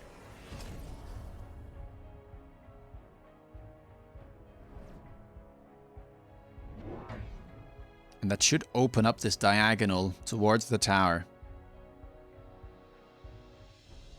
Now, importantly, Dillo adds a crawler here onto the flank. The reason for this is that it makes it impossible to missile, I believe, this pack. Although I'm not entirely sure. I say that. I think if he puts a missile here, it might be able to connect still. But the idea is to make it much more difficult to missile and slow down this pack of steel balls. Double shot does get clicked, but I'm not certain that this wins. Although with the missile, it might be a different story. Crawler's also being taken care of with a missile on the flank.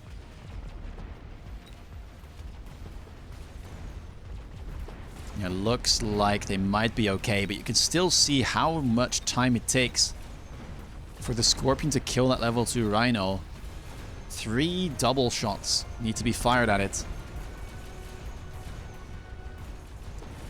It does mean the tower falls to the Wasps, but it looks like all of the steel balls ended up dying, perhaps to that level 2 Scorpion in front of the tower. More Phoenixes added. Left side is winning, but right side, lots of units still left alive. I'm not even sure that this will yield a win for Dillo. How much can the Typhoons do? Looks like they can do enough. Getting rid of the high level Phoenixes, now getting rid of the level 1s. And Eliminati striking back. Starting to look really good for him, I have to say. If he can get some levels on these Scorpions, it'll be much easier to deal with the Rhinos. Making good use of the missiles, and kind of showing why these deep flanks can be problematic. Nigh impossible to stop these missiles from coming through, and once they're dealt with, again, it's practically undoable to add more onto the flank. Advanced power system though, really lovely card when you're trying to push in as quick as possible. Eliminati taking his time here. Could be an advanced shield device system, could also just be a skip. I don't think advanced offensive tactics is worth it at this point in the game, and he seems to agree. Rhino though, redeployments now being made use of. Moving that Rhino from the right corner now into the left flank, adding a crawler on top of it, so making optimal use out of the redeployment, out of that quick teleport.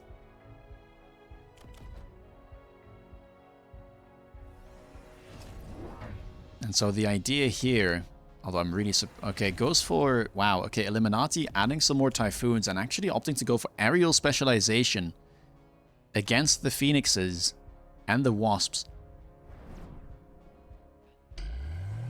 Loose formation being clicked. It has been nerfed. Now reduces the hit points of crawlers by 30% whenever it's clicked. Round 5 was won by Eliminati.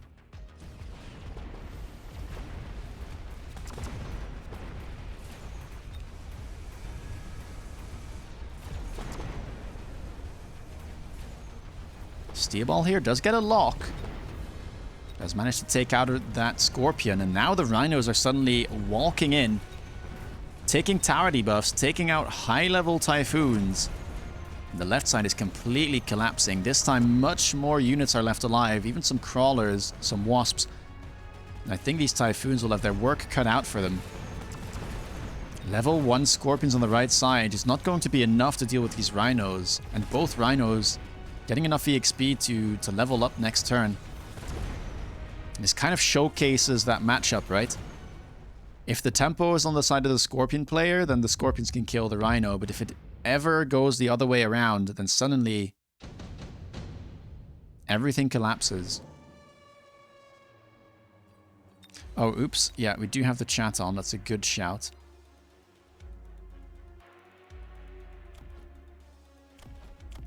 And quietly, these Arclights have been leveling up. Keep in mind, Smart Arclight was picked up very early on in the match.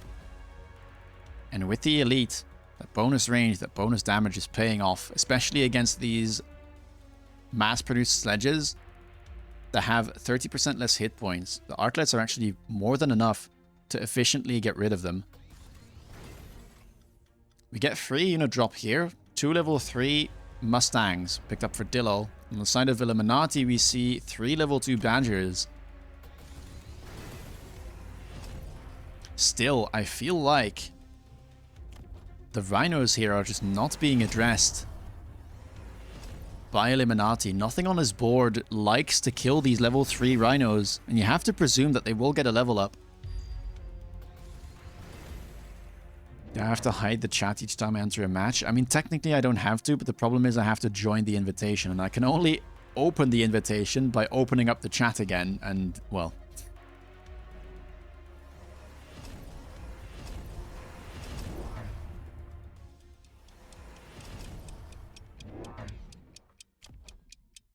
Mustangs on the right side now.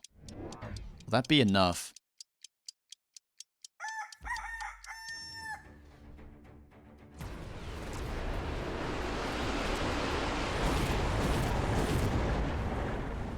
I think it might not be. The Typhoons here turning around quick enough.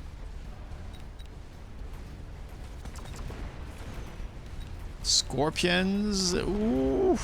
Level 2 here has to make some magic. It does get rid of one of the high level Rhinos, but the other one is still an absolute menace. Just DPSing.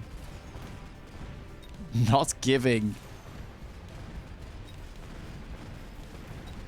any crap whatsoever about what's happening on the board. Second on damage, just in-game and in the round, by the way.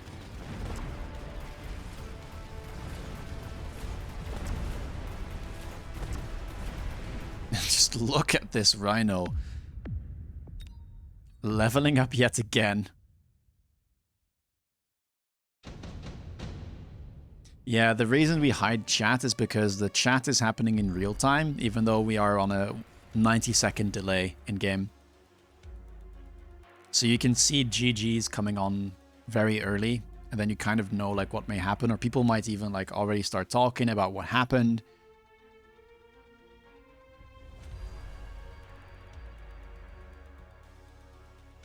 Rhino drop picked up for Eliminati. Doesn't want to go for that electromagnetic blast that was available as well, and Dillo does decide to pick it up. Now deciding to give those Arclights range, and I mean, they're at a scary level now. Level 4 arcs. Range elite. Do not underestimate these. These are really good at dealing with mid-sized units now. And I'll just throw a Melter. Yeah, it might be the only thing remaining now. Could also try and go for Acid, I guess. It does feel a little bit bad to have to buy a Melter, right? To deal with a Rhino. Because it's not really all that useful into the rest of the board. But yeah, a melter might have been required here. I think he went for Badger because of the loose formation. Perhaps a bit scared that he might not be able to chaff clear, but it's true that he's lacking some single target DPS here. Mech Rage Rhino, a good play. He doesn't run it. Generally speaking, though, you don't really want to overcommit into Rhino. You kind of just take it, right? It's doing enough. You don't really want to push your luck too far. Nice incendiary here, though, for Dillo. Managing to kill most of that chaff. And he'll have to deal with that right side, right? If he manages to punch through the left. Oh, the Rhino. Managing to kill that level 2 Scorpion right before it's about to fire. And just look at these arcs. I mean, I told you, the damage is getting scary now. Level 5 arc light, 70k damage dealt already. Just getting rid of that Scorpion.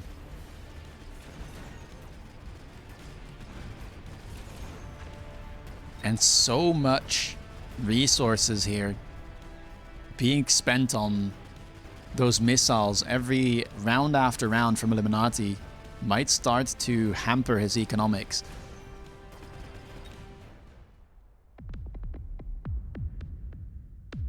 Eliminati just about survives though, 307 hit points remaining.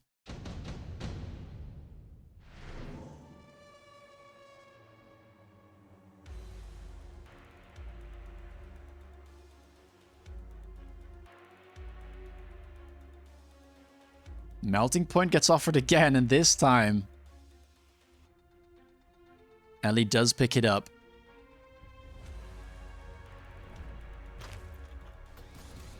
Dillo picks it up but sells it. That was an EMP turn. Yes, you are correct. Considering it was an EMP turn, not that bad. The Melter now is on the correct side too.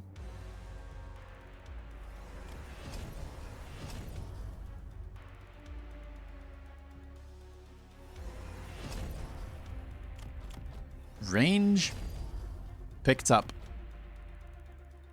on the Scorpions.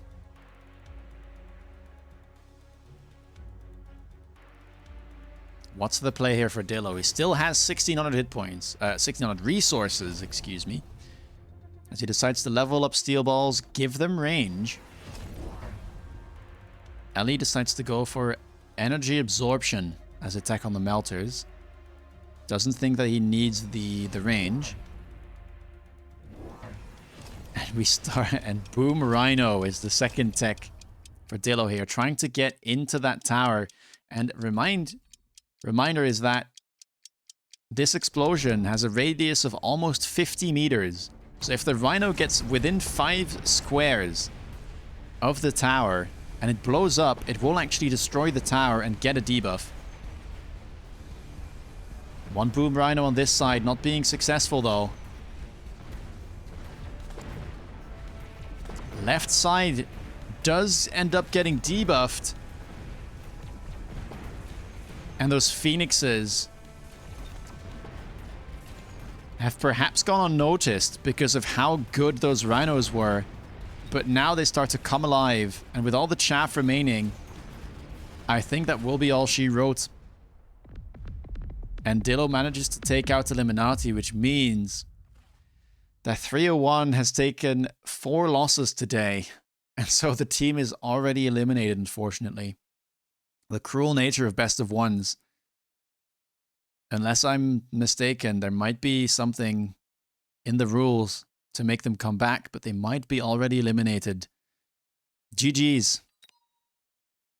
And what amazing play there from Dillo with the Rhinos. You don't see Rhinos being used very often, especially when they show up this early, but it kind of showcased like the power of redeployment.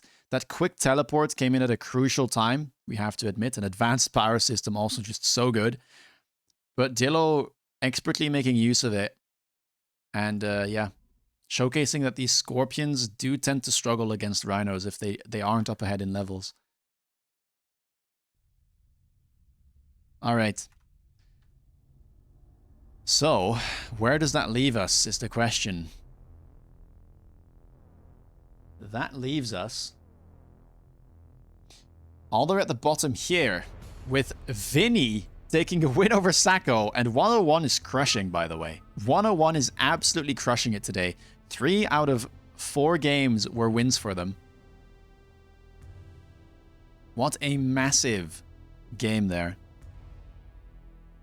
And it actually looks like 501 used their ticket on their captain's game, and Sacco ended up losing, which means that 501 lost 10 points there with a wrong bet.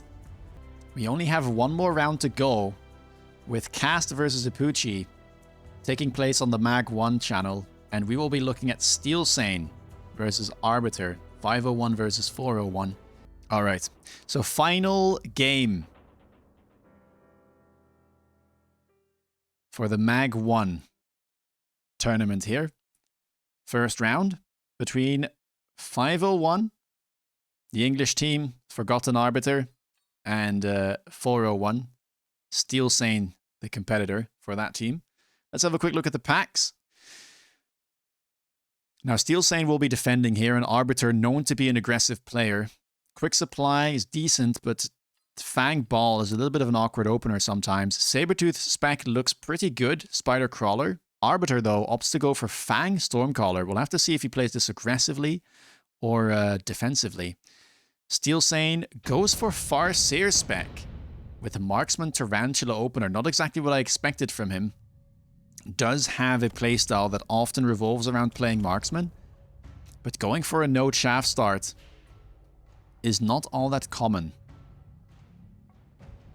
And I don't think he'll be too happy here, seeing that Arbiter opts to play standard instead of aggro, it seems, this game. Good matchup for him. Gets those Stormcallers into the Tarantulas.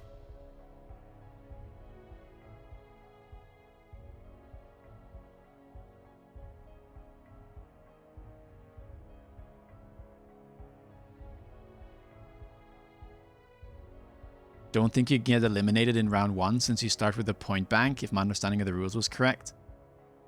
I don't think you do. Like, the point bank doesn't matter if all your players are eliminated. It seems.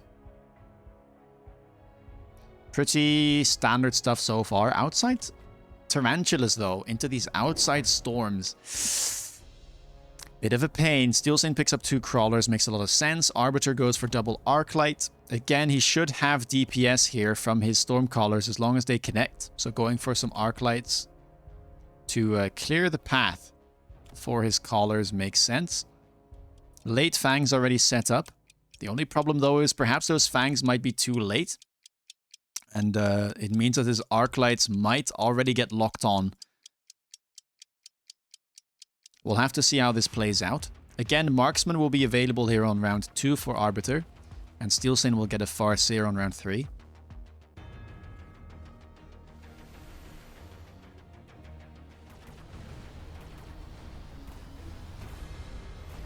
Yes, there we have the clarification by Lady Win Big. So it does seem like we have to say farewell to 301.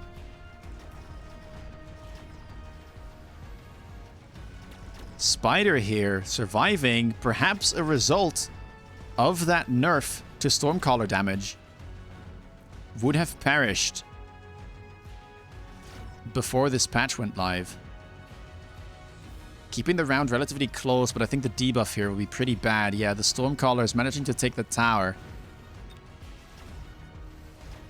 and take out the Marksman.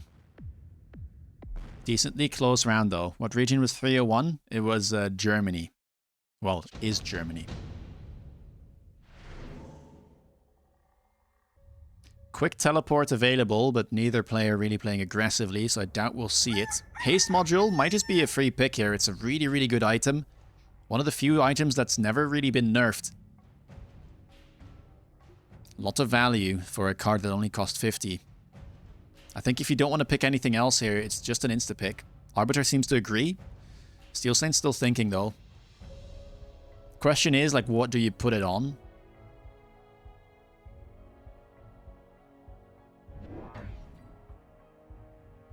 Hint of sarcasm. Thank you so much for the follow. And the kind words. I'm glad that you enjoyed that. I am a bit more active on Twitch in general, but I'll try and make some more videos. So, okay, Steelsane deciding to skip here. The reason for that is because he wanted double storms, and he wouldn't have been able to afford that if he picked the haste module. I think this is a perfectly acceptable play as well. Stormcaller is really good. I mean, just decent right into the mirror, and should be good into those fangs that were already on the board. We do see the power spike for Arbiter, though. Gets that level 3 marksman. Adds another one and recruits 2 additional crawlers using that mass recruitment. So already Arbiter's board is pretty set, right? Right now you could say both sides kind of have everything, right? Both sides have single target DPS coming from the marksman and the storms. Both sides have some chaff clear coming from the storms and the arcs on the one side and the spiders and the storms on the other. But right now Arbiter definitely does have the advantage in the chaff department. And you can see that with these fangs creating a bit of a problem defending the DPS units. And that means that right now Steelsane goes down to 3,300 hit points as we enter round 3. But round 3 is his power spike. And so now he gets his hands on the Farseer. Will this turn the tide? Smoke Bomb, the pickup for Steelsane. And we didn't see any free units here on round 2 and 3, which means that we'll be looking for those reinforcements on round 4, as they will be guaranteed for the first rotation. Arbiter deciding to skip. Will he shield? It is a bit early on. Arbiter is still sitting at 4,500 hit points. Might just decide it is not worth to invest into a shield. And perhaps take a round loss here. Try and make a difference in the economic department.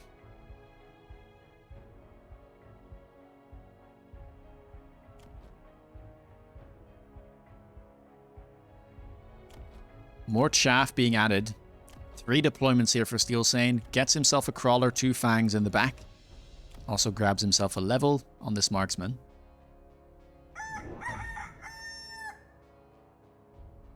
And Foremost J, thank you so much for the follow. And we actually make it to 3,000 followers. Oh my days. Thank you so much. Much love to every single one of you. That's a huge goal. Thank you, thank you.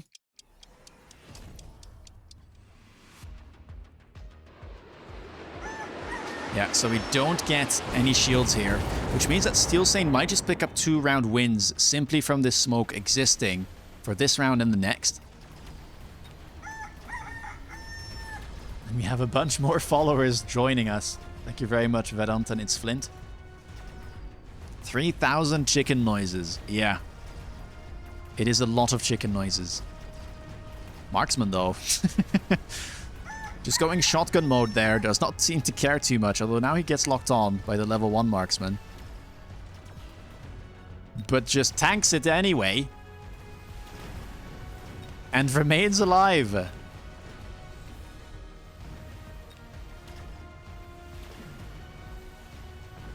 Munqst, thank you for the follow. An IRL watcher as well.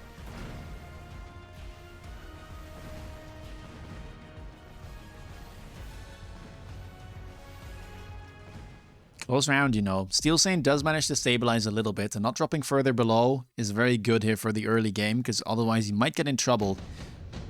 But for Arbiter, that's a perfectly acceptable round, right? Steelsane had to invest 150 credits into that smoke, and doesn't really get a big win off of it.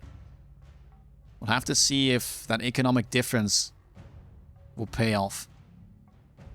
Haste module still unused, by the way. That was picked up really early on round 2, but it still hasn't found a host. And we do get the free units here. Sabertooth is massive. Mustang could be nice. Both players already have single target DPS in the form of marksman, so Phoenix might be a bit awkward. Fire Badger, decent unit, but not the best in standard situations because of its lack of range. So in this scenario, I would expect either the Mustang pickup like Arbiter does, or maybe, just maybe, the Saber. But I think that, yeah, for Steelsane, the Saber doesn't make too much sense. I could have seen it for Arbiter, considering there are these spiders on the board, but on the side of Arbiter, it's all small units, so no real reason to put a high-level Saber on the board. Already range here being picked up on the level 2 Mustangs, and the haste module, a perfect item for those units. Steelsane opting to go for a Vulcan now. I think we might see him sell out of the Tarantulas. A little bit surprised though that he is... This Tarantula was actually doing well. Range, the pickup on the Marksman, and this guy is already level 4 now. So big differences in terms of the techs here. And Arbiter's board definitely a bit more efficient, allowing him to get into those techs, right? Steelsane seems to not really want to keep the spiders, and so he's trying to make a transition into the Vulcans, but it will mean that he either keeps the Tarantulas on the board, which is a little bit inefficient, or he has to sell out of them, which will cost him some tempo.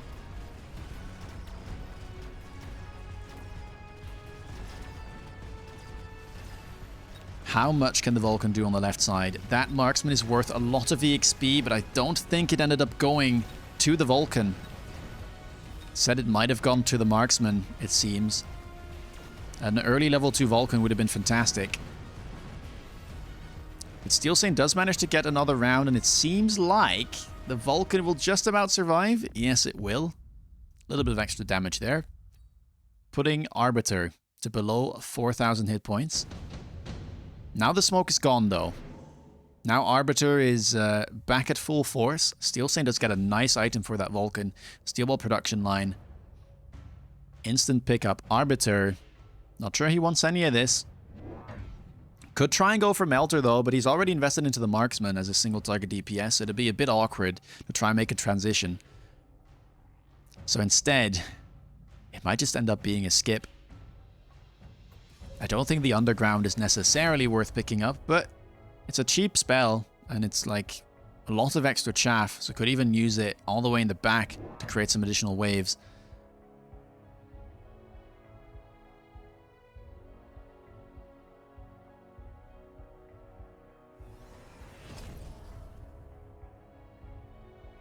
Arbiter really unsure here, goes for the steel production line as well, so we will be seeing a giant at some point. Maybe he goes for a Vulcan himself. Vulcan Marksman is a very classic composition. Steelsane now gets another Vulcan. Also decides to pick up Sticky Oil Bomb. Has started selling out of the Tarantulas. I kind of would have liked seeing him doing that last turn, but he still ended up taking a win, so not the worst. Is there even a reason to skip instead of picking a free option? Well, skipping will give you 50 resources, right? Even though the card is free, technically the card costs 50. Because if you skip, you're up 50, right?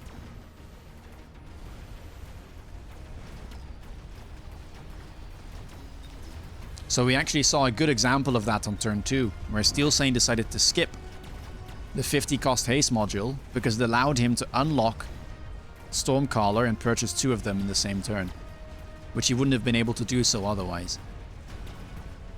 Oil here doing some good damage, but not the most convincing win on that side of the board considering the strength of the spell. Farseer though, doing kind of Farseer things in the mid game, cleaning up most of the board, but it then ends up dying. The Steelsane's own fire on the left side now, with the smoke being gone, ends up winning for Arbiter. And keep in mind, he wasn't even using that 250 cost item. Another steel ball production line shows up, as well as enhancement module. Steelsane picks it up yet again. Well, he does have another Vulcan, so seems like a sensible choice.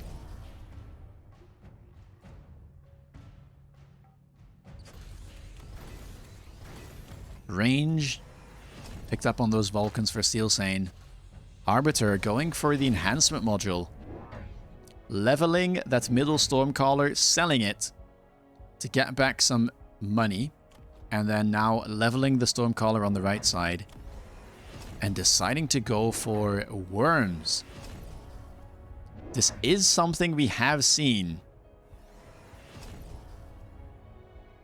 being played every now and then. Worms in the back can be kind of difficult to deal with, especially for Vulcan marksman comps. They tend to not have enough damage to be able to quickly dispatch of the worm. And because it kind of locks on or takes aggro from the Vulcan, it becomes hard for the Vulcan to chaff clear. Steelball production line finally does find itself a home. Now both players are still decently healthy. Steelsane, I guess, starting to get into the danger zone, but 2.7k hit points is not panicked territory yet.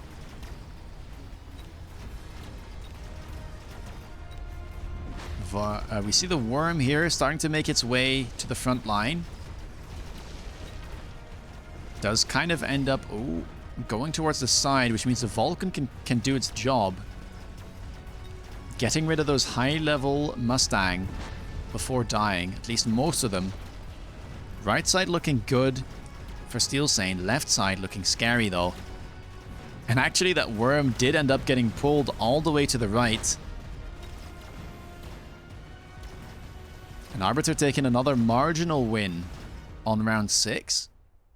But I think the worms didn't do quite enough to level up, which is a bit of a saving grace for Steelsane, because otherwise that module would have been quite scary.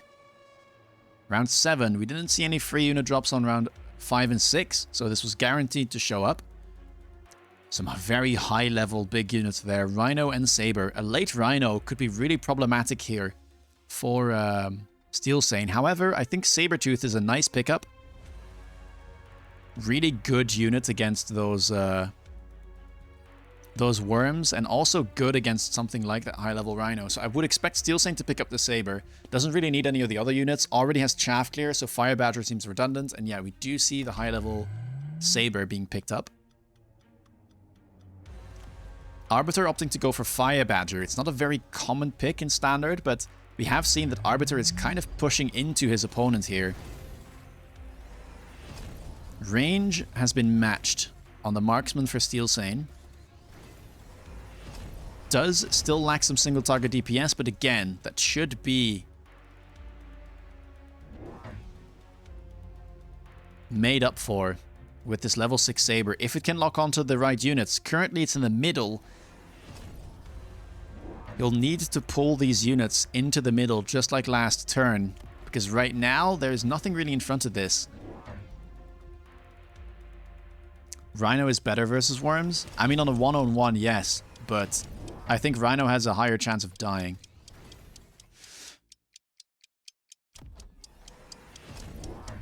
And Saber is also good against Rhino, right?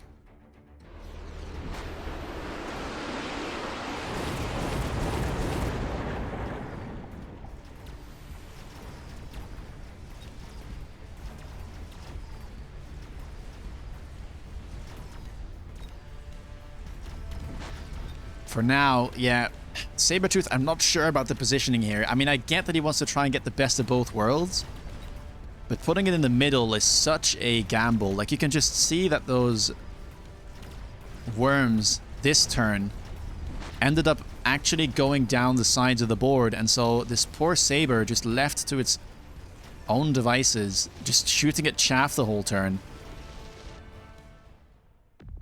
And yeah, that wasn't the right decision for Steelsane, and it means that Arbiter takes a convincing round 7 win and wins the game off of that as well. Big turn there. I think the Saber was really like mispositioned. It should have been somewhere on the side. And I probably would have liked more Sabers to be added. I'm not sure about this marksman range. A little bit awkward. They were lower level than Arbiter's marksman, so Steelsane was already down in that mirror. So I think maybe something like Sabertooth range, trying to pick up more of those and put them on the side would have been a better play. At least trying to match them, right, to the units you want them to kill, which are the worms. All right. Well, those are, I believe, all of the games. We can have a quick look at what's been happening. So, Apuchi versus Cast. Seems like it was an Apuchi win. And Arbiter versus Steelsane was an Arbiter win. So we see 501 picking up 3 out of 4 wins. Unfortunately, betting on the wrong game there. So end up with only 120 points. 101 doing a great job. 3 out of 4 wins. Get 130 points. But decide to hold on to their voucher. And so they lose 5 points.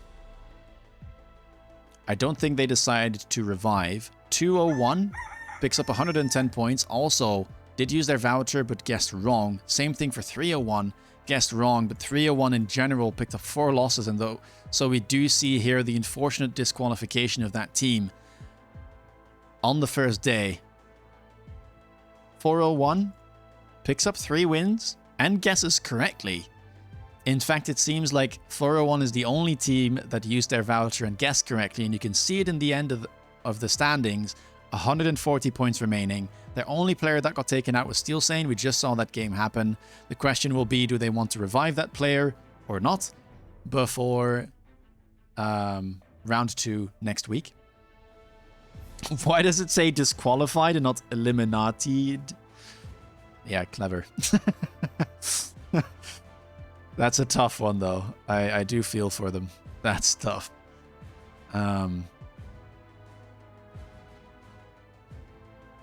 601.